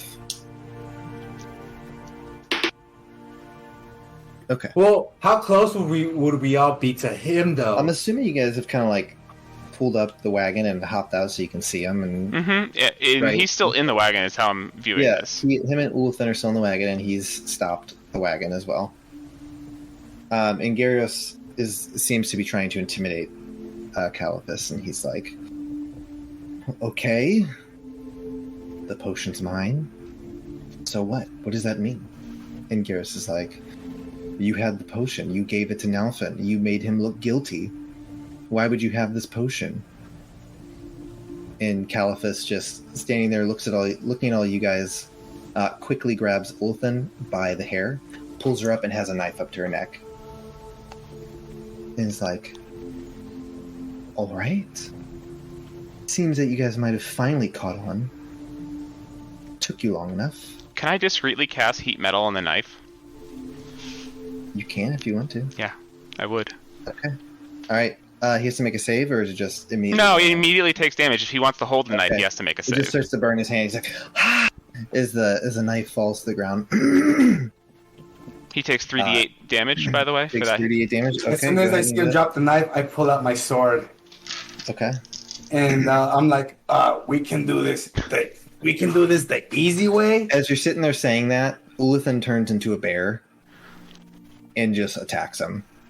He took 7 damage from me, by the way. That was 3d8. Damage. Okay. So his hand gets burnt, and you immediately watch as Ulithin just, like, just turns into a bear and just starts attacking Caliphus and pins him to the ground. And Gyarios runs up. Everyone runs up to Caliphus. I take out my rope of climbing, and I just basically bind them. Okay. Wait. Because I don't know if this requires a roll or not. Hold on, rope climbing. I mean, I'd say he's currently restrained by the bear. True. And I can always command he goes limp. And it works, of course. No, yeah, it just says it says if I'm using it to hold them down, I should be able to use it as a regular rope anyways, unless I use this command words, but I'm just using it as a regular rope. So I just tie them up. Okay. You just tie him up. Caliphus is currently tied up. You guys have his hands bound. Yeah. Gyarios is like, turns to Ulithin. He's like, I think we should return to Greywood and we can sort these things out. And I look like, this is basically a confession, right? We just got it out of him. Basically. He certainly looks guilty. I mean, I believe we have some people of importance in here that take charge in the Greenwood that can verify that he did just testify to this. And I look at both Ulithin and what was his name again? Gyarios. And I look at both of them like, so that's a valid confession, right? As I look at both of them. They're like, sounds like a valid confession to me. They're like, all right. They toss. I throw him in our wagon. You throw him in your wagon. And you guys have him bound and gagged. Yeah, so he shuts up. Okay. All right. You guys throw him in the back of your wagon. I think that's probably a good spot to wrap up this session. The long session 50. 50! Good session fun. 50. Woo! So yeah. We were probably going to take about a month break here, moving into a new house, so hopefully next time you guys see my background, it will be a completely different view. Congrats on the new house, buddy. Big changes all year round. Yeah. Yo, is that like 4 of us moving in the same year, basically? I think so. So King, Cody. Yeah. No, Cody moved last year. I moved, yeah, technically. Yeah. You were last year, right, Cody? 2 years ago. 2 years ago. Yeah, everyone's moved except Cody. Yeah, moved and a new job. Yeah. Well, thank everyone for listening. It's been a long session. It's fun. At session 50, we'll pick it all back up in about a month. Thanks for listening to the Adventure with Advantage podcast. You can catch us live on Saturday nights at twitch.tv/AWA_D&D.